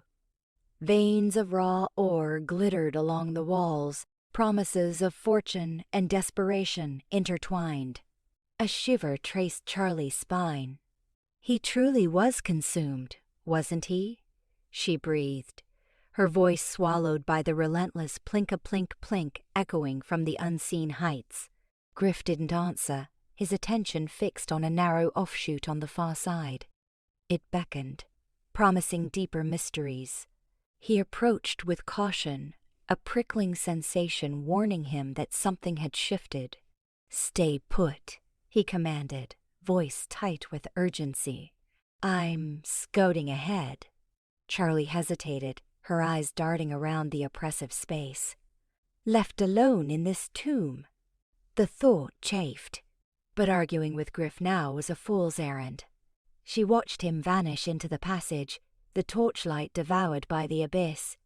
Time congealed, each tick an eternity. Her own breath and the incessant dripping were the only sounds. She hugged herself, battling the creeping cold and a sudden bloom of doubt. Had she placed too much faith in Griff? Was she walking into a meticulously laid trap? Then a shout ripped from the passage, followed by a sickening crash. Charlie's pulse detonated in her ears. She didn't hesitate. Gripping her own pistol, she charged into the darkness, boots skidding on the uneven floor. She found Griff in a small hidden chamber, the beam of his torch revealing a sight that stole her breath. Shelves lined the walls, not laden with gold bars, but stacked with ledgers, maps, and meticulously kept records. A thick blanket of undisturbed dust spoke of years untouched. But it was the iron strongbox in the center of the room that riveted her. Ancient, its surface a tapestry of rust and corrosion, yet the lock remained defiant. Griff was already engaged, his expression a thundercloud. "What is all this?" Charlie whispered, awestruck. "Your father's secret," Griff replied, his fingers dancing over the mechanism. A click echoed, and the strongbox yielded. Inside, resting on faded velvet, lay a single, leather-bound journal. Griff lifted it, brow creased. It's his hand. He flipped through the brittle pages, his gaze darting from entry to entry. He stopped abruptly, his features hardening. Meeting Charlie's gaze, his eyes held a strange brew of pity and understanding. "You have to read this." Charlie accepted the journal, her hands trembling. The leather, cool and worn, seemed to hum with untold stories. She opened it to the marked page and began. The words flowed, written in a precise, clear script, the ink faded by time. As she deciphered them, her breath snagged in her throat. Her father hadn't been hoarding gold. He'd been guarding it, shielding it from predators like Silas, who would twist it into a tool of avarice and dominion. He foresaw the poison the gold could inject into redemption, the way it could splinter the town from within. So he concealed it, documenting its location with meticulous care, vowing to protect it until redemption was worthy. The last entry, penned just weeks before his demise, spoke of his fears, his concern for his daughter, and his hope that one day she would comprehend. It spoke of his love for redemption and his unwavering confidence in its potential for betterment. Tears coursed down Charlie's cheeks, blurring the archaic script. Everything she had believed about her father, about herself, about redemption, crumbled in that instant. She had arrived seeking riches, fueled by vengeance, steeped in bitterness and deep resentment. Now she saw the truth, stark and unflinching. Her father hadn't abandoned her. He had sacrificed everything. I don't understand," she choked, her voice thick with emotion. "Why didn't he tell me? Why let me believe he?" Griff retrieved the journal, gently closing its covers.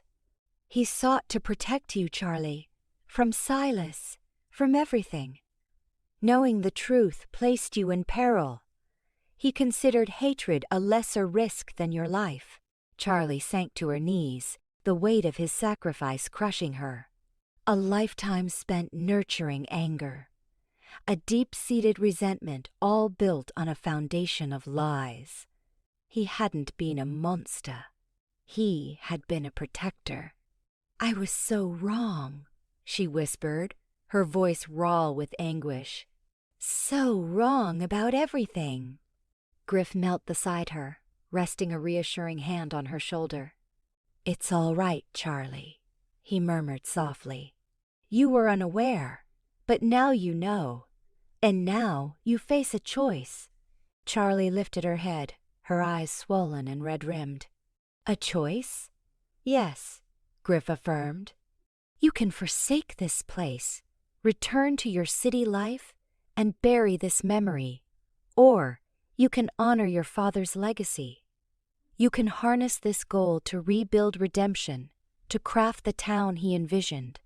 The gravity of the decision descended, profound and weighty. She surveyed the chamber, the ledgers, maps, the time-worn journal. She saw not just a hidden treasure, but a testament to her father's devotion, his courage, his unwavering hope for redemption. And in that moment, her path crystallized. "I'm not leaving," she declared, her voice resolute despite the tears still streaming down her face. "I'm staying. I'm forging a redemption my father would be proud to call home." A flicker of something akin to hope illuminated Griff's face. He squeezed her shoulder. "Then let's begin."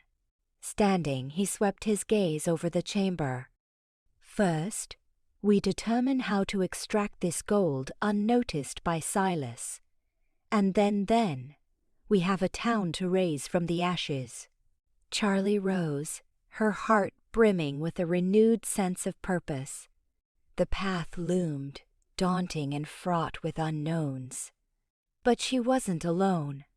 Griff stood beside her, and the spirit of her father guided her steps. That, she realized, eclipsed the value of any gold. The torches danced, painting the room with light. Shadows that flickered suddenly solidified, standing tall, ready for what was to come. They would survive. Showdown. At the gold mine, the air pressed down, a stagnant blanket woven with the odors of wet stone and a rusty tang reminiscent of old wounds. Charlie elevated the lantern, its light painting the chamber's hewn rock walls with fleeting brilliance, highlighting shelves overflowing with maps and ledgers. Silence, thick as thieves, was punctuated only by the insistent plink-plink-plink of subterranean seepage.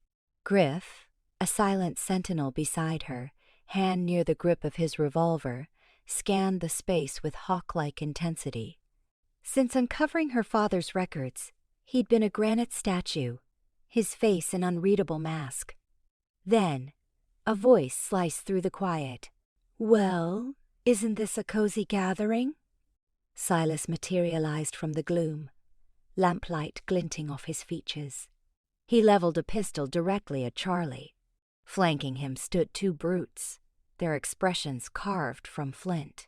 A jolt of adrenaline surged through Charlie. Her fingers instinctively sought the derringer tucked into her boot. "Silas. I might have guessed. Should have." Silas spat, the word like venom. "Your father bled me dry, you know. Took everything I possessed. Land, business, respect. All gone, thanks to his holier-than-thou crusade." "He was safeguarding this town," Charlie retorted, her voice strained but firm. "Protecting it from vultures like you." A harsh laugh clawed its way from Silas's throat. Protecting it? He was hoarding gold, planning to control everything with it. "And now, courtesy of you, it's mine for the taking." Griff shifted forward, his voice a low rumble of warning. "This doesn't have to play out this way, Silas. Back down." "Back down?" Hatred blazed in Silas's eyes. "After all this time? All the planning?" "No, MC Callister. This ends here, with you and the little heiress pushing up daisies." He gave a curt nod to his men. "Finish them." The chamber erupted. Griff moved with the coiled grace of a predator, his revolver clearing leather and spitting fire in a single, fluid motion. One of Silas's men gasped, crumpling to the floor, a crimson stain blooming on his chest. Charlie dropped into a crouch, extracting her derringer and firing at the second man, the shot finding its mark in his thigh. He bellowed, dropping his rifle. Silas returned fire at Griff, the slug buzzing past his ear like an angry wasp. Griff dove for cover, but Silas sought sanctuary behind a stack of crates. Charlie scrambled behind a rough-hewn pillar, frantically reloading her derringer. The air choked with gunpowder and the coppery tang of spilled blood. Ricochets whined off the stone, showering sparks. Peeking around the pillar, Charlie spotted Silas reloading his pistol. She aimed and fired, but he was too quick. The bullet thudded into the rock behind him. A predatory grin stretched his lips. "You're playing in the deep end, sweetheart." He emerged from behind the crates and fired once more. This time, agony bloomed in Charlie's shoulder, a searing blossom of pain. She cried out, her fingers losing their grip on the derringer. Griff roared, his fury a palpable force, and charged toward Silas, firing as he moved. Silas stumbled backward, fumbling to reload, but Griff slammed into him, sending them both crashing to the dusty floor. They wrestled, a tangle of limbs and desperation, each fighting for possession of the weapon. Charlie, clutching her wounded shoulder, watched in frozen horror, her vision swimming. She had to act, but her arm felt like lead. She clawed her way toward the discarded derringer. Silas managed to wrench the gun from Griff's grasp and raised it, leveling it at his head. "Say your prayers, MC Callister." Just as Silas squeezed the trigger, Charlie, summoning a reserve of strength she didn't know she possessed, grabbed a jagged rock and hurled it with all her might. It struck Silas squarely on the temple, and he went limp, collapsing onto Griff. Griff shoved Silas off him and staggered to his feet, gasping for air. He looked at Charlie, his eyes clouded with concern. "Charlie, are you hit?" "My shoulder," she rasped, clutching the wound. "I think I've been shot." Griff knelt beside her, examining the injury, his expression darkening. "It's a bad one. We need to get you out of here." A gunshot shattered the silence, echoing from the entrance. Griff whirled around just in time to see Silas's remaining goon, leveling his rifle at Charlie.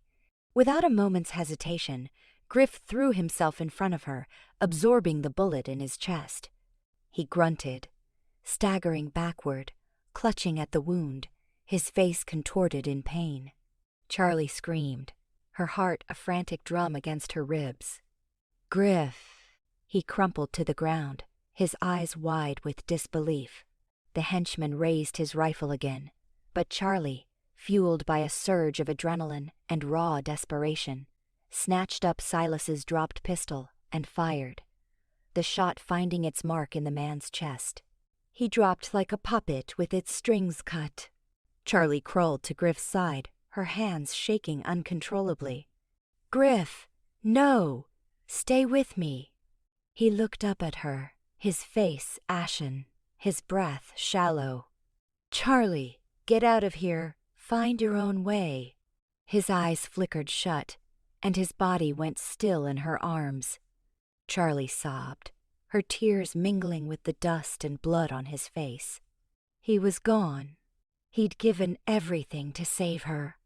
A tidal wave of grief and guilt threatened to drown her. She had chased fortune and vengeance, and now Griff lay dead because of it. This was never the plan, never the intention. But even through the crushing weight of sorrow, a spark of defiance ignited within her. She wouldn't let his sacrifice be meaningless. She would honor his memory, and she would rebuild redemption, just as her father had envisioned. She would forge her own path, and she would ensure that Griff's death wasn't in vain. With renewed resolve, she bandaged her shoulder as best she could, gathered her few belongings, and prepared to leave the mine.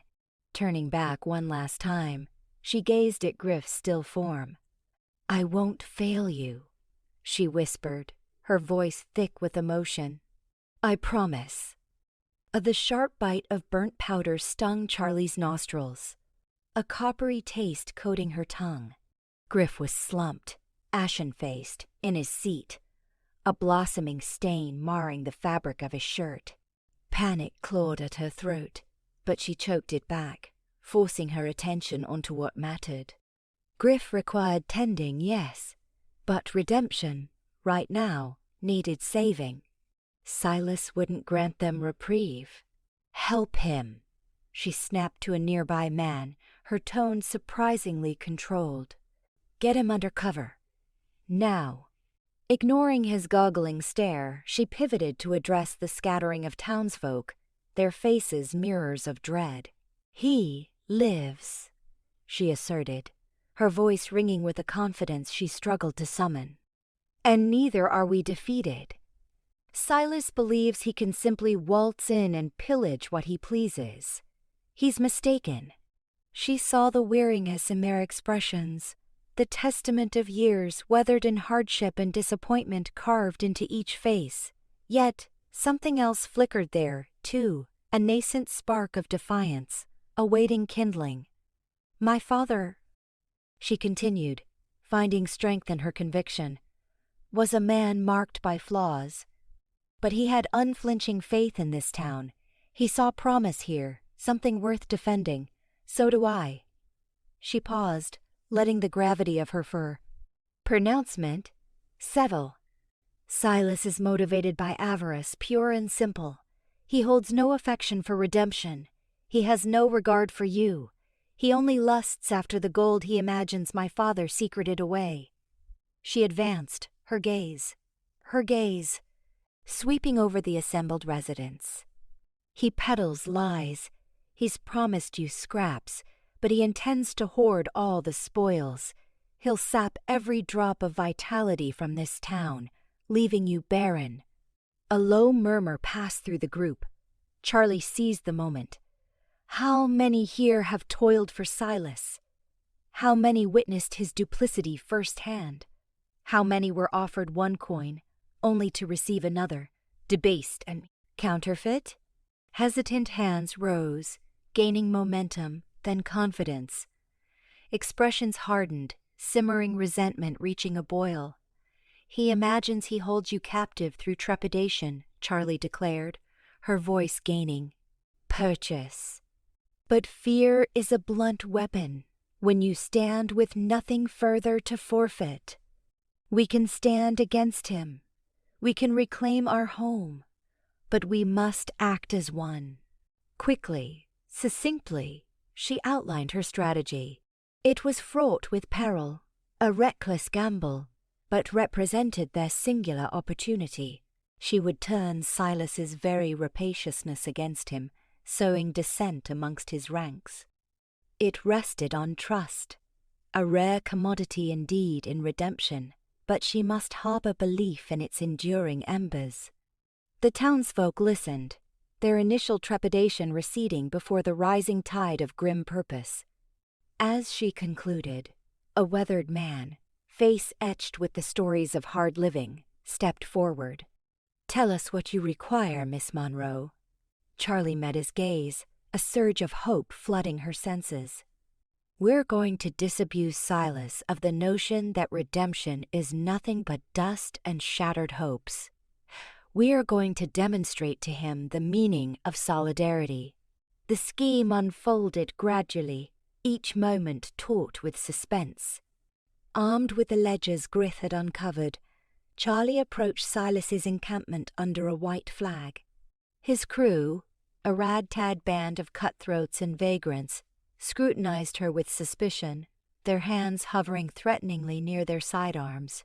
Silas emerged from the depths of his tent, a sneer contorting his features. "Well, well, look what the wind blew in. Come to grovel for clemency, Miss Monroe." "I've come to broker an accord," Charlie countered, though her hands betrayed a slight tremor. "I am aware of your intentions, Silas.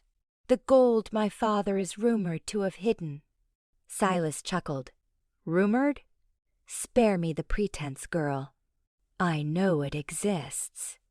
and I intend to unearth it. I can spare you the effort, Charlie said, brandishing the ledgers. I know where it is, but I will not simply relinquish it. She paused, allowing her words to linger.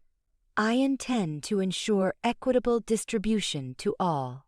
Your men have labored tirelessly for you, Silas. They merit just compensation. Silas's narrowed. What exactly are you implying? I hold within these pages a meticulous record of your transactions within Redemption, Charlie stated, tapping the ledgers. It itemizes your promises to each of your men, and what they actually received. She opened the ledger, focusing on a particular entry. For example, Mr. Johnson, she announced, addressing a hulking figure in the crowd. You were guaranteed 10% of the yield. Yet, the documents here detail only 5. Is this correct? Johnson's face blossomed with color. He glanced nervously at Silas, then back at Charlie. That's the truth, he mumbled. Charlie continued, exposing disparity after disparity. She spoke names, quoted figures, revealing Silas's deceit with meticulous precision. The atmosphere within the camp shifted dramatically. The men, previously wary and antagonistic, now muttered amongst themselves, resentment hardening their gazes. Silas's face darkened with fury.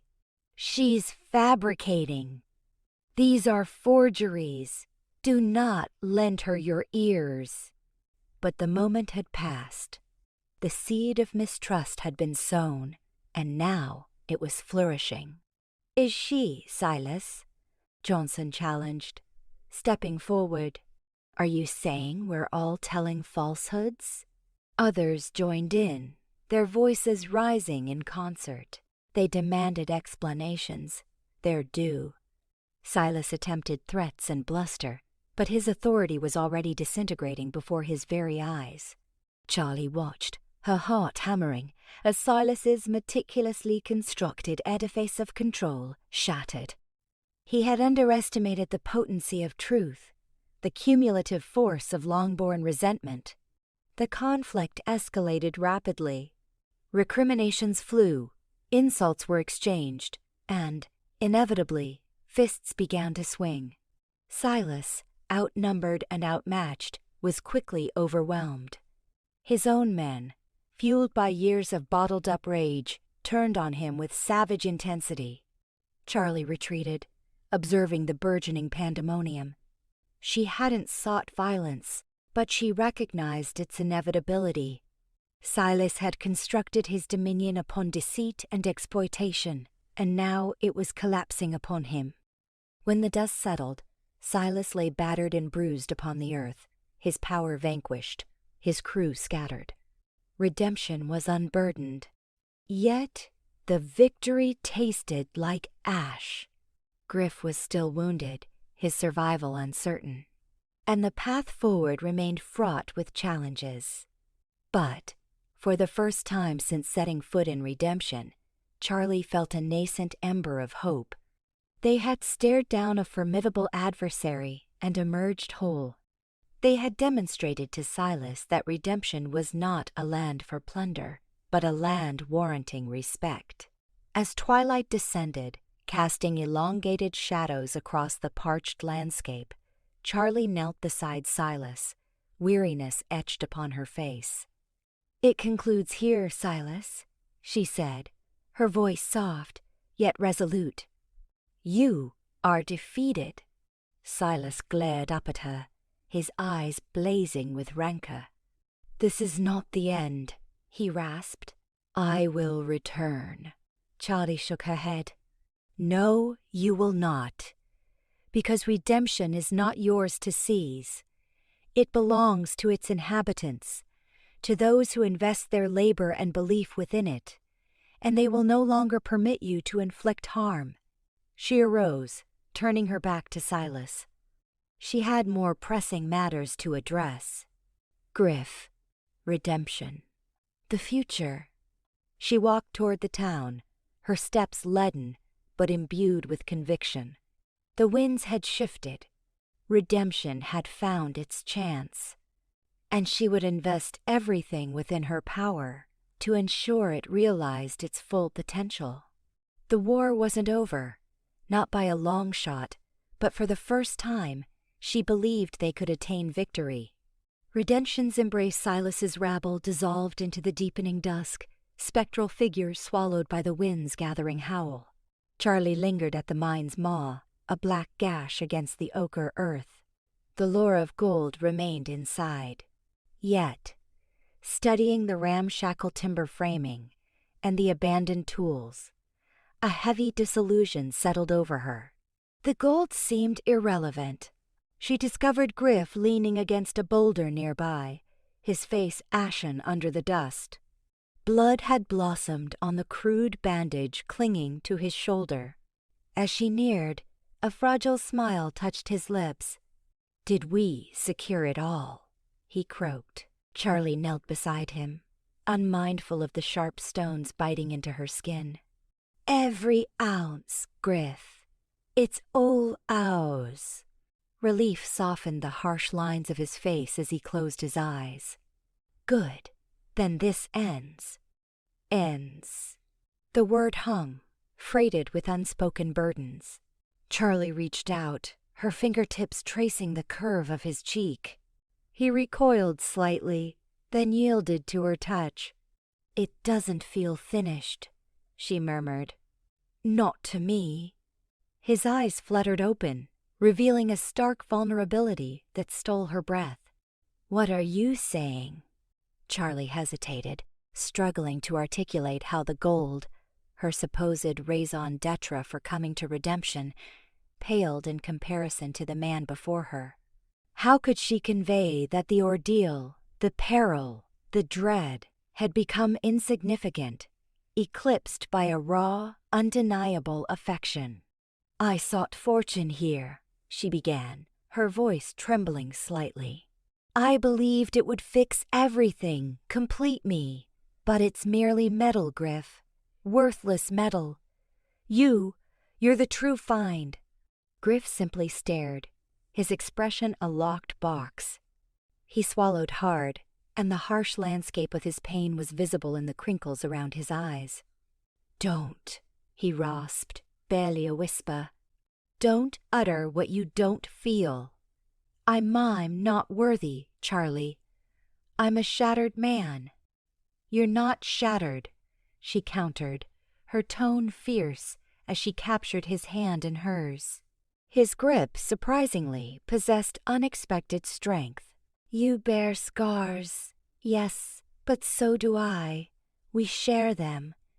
And those scars, they bind us." He studied their entwined hands, his thumb stroking her skin. "I never imagined." He stalled, searching for the correct inflection. "I never thought I could experience this again. After all that's transpired. I was certain I was hollow inside. But you reignited me, Charlie. You gifted me a reason for hope." Tears stung her eyes, blurring her vision. She squeezed his hand. "I love you, Griff." The declaration hung between them, unvarnished and sincere, like a delicate vow. He raised her hand to his lips, pressing a tender kiss into her palm. "I love you too, Charlie. More profoundly than I ever deemed possible." A protracted quiet settled, punctuated only by the wind's mournful song amongst the rocks. Finally, Charlie broke the silence. "What will we do?" she inquired. "Concerning the gold? Concerning everything?"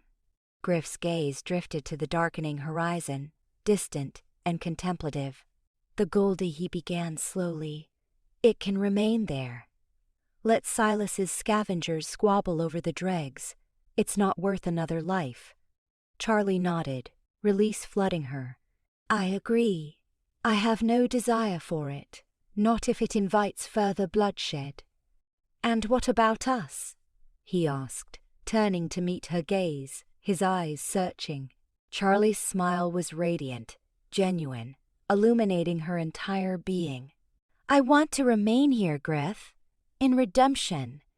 I want to contribute to rebuilding it, transforming it into a haven where people can feel secure, where trust can bloom anew. Griff's eyes widened, surprise etched on his features. You would stay, considering everything that's unfolded? Yes, she stated with resolve. I would stay, but only if you'll remain with me. His response was immediate. I'll stay, Charlie. I'll stay with you. He drew her near, and she nestled into his embrace, burying her face against his neck. The aroma of dust, sweat, and blood carried a strange comfort. Enfolded in his arms, she felt safe, shielded. We'll forge a new existence here, she whispered. An existence built upon trust and community. An existence built upon love. Griff tightened his hold. We will, he affirmed. We will. The following dawn, they abandoned the gold mine to the indifferent vastness of the landscape. They rode toward redemption, shoulder to shoulder. The town remained scarred, yet a tangible current of hope, of nascent possibility, threaded through the air. People had begun to clear the wreckage, to reconstruct their homes. As they entered town, a cluster of children raced toward them, their faces beaming. They swarmed around Charlie and Griff, chattering excitedly. You succeeded, one boy exclaimed. You vanquished Silas. You rescued us. A little girl added, grasping Charlie's hand. Charlie's heart swelled as she smiled. She glanced at Griff, and he returned her smile. They had delivered redemption, and in doing so, they had found their own deliverance. They located a small, dilapidated dwelling on the town's periphery and set about restoring it. The labor was arduous, but they worked in harmony, their hands becoming rough and blistered. Gradually, the house began to coalesce into a home. They aided the townspeople in rebuilding their lives, sharing their meager resources and offering encouragement. Charlie leveraged her business acumen to assist the merchants in regaining their footing, while Griff utilized his scouting expertise to safeguard the town from marauders. As the weeks bled into months, redemption began to thrive. New enterprises materialized, families returned, and the town began to resemble the flourishing community it once was. One evening, as the sun dipped below the horizon, painting the sky with strokes of amethyst and gold, Charlie and Griff sat upon the porch of their humble abode, observing the town awakening. The sounds of laughter and music drifted on the breeze.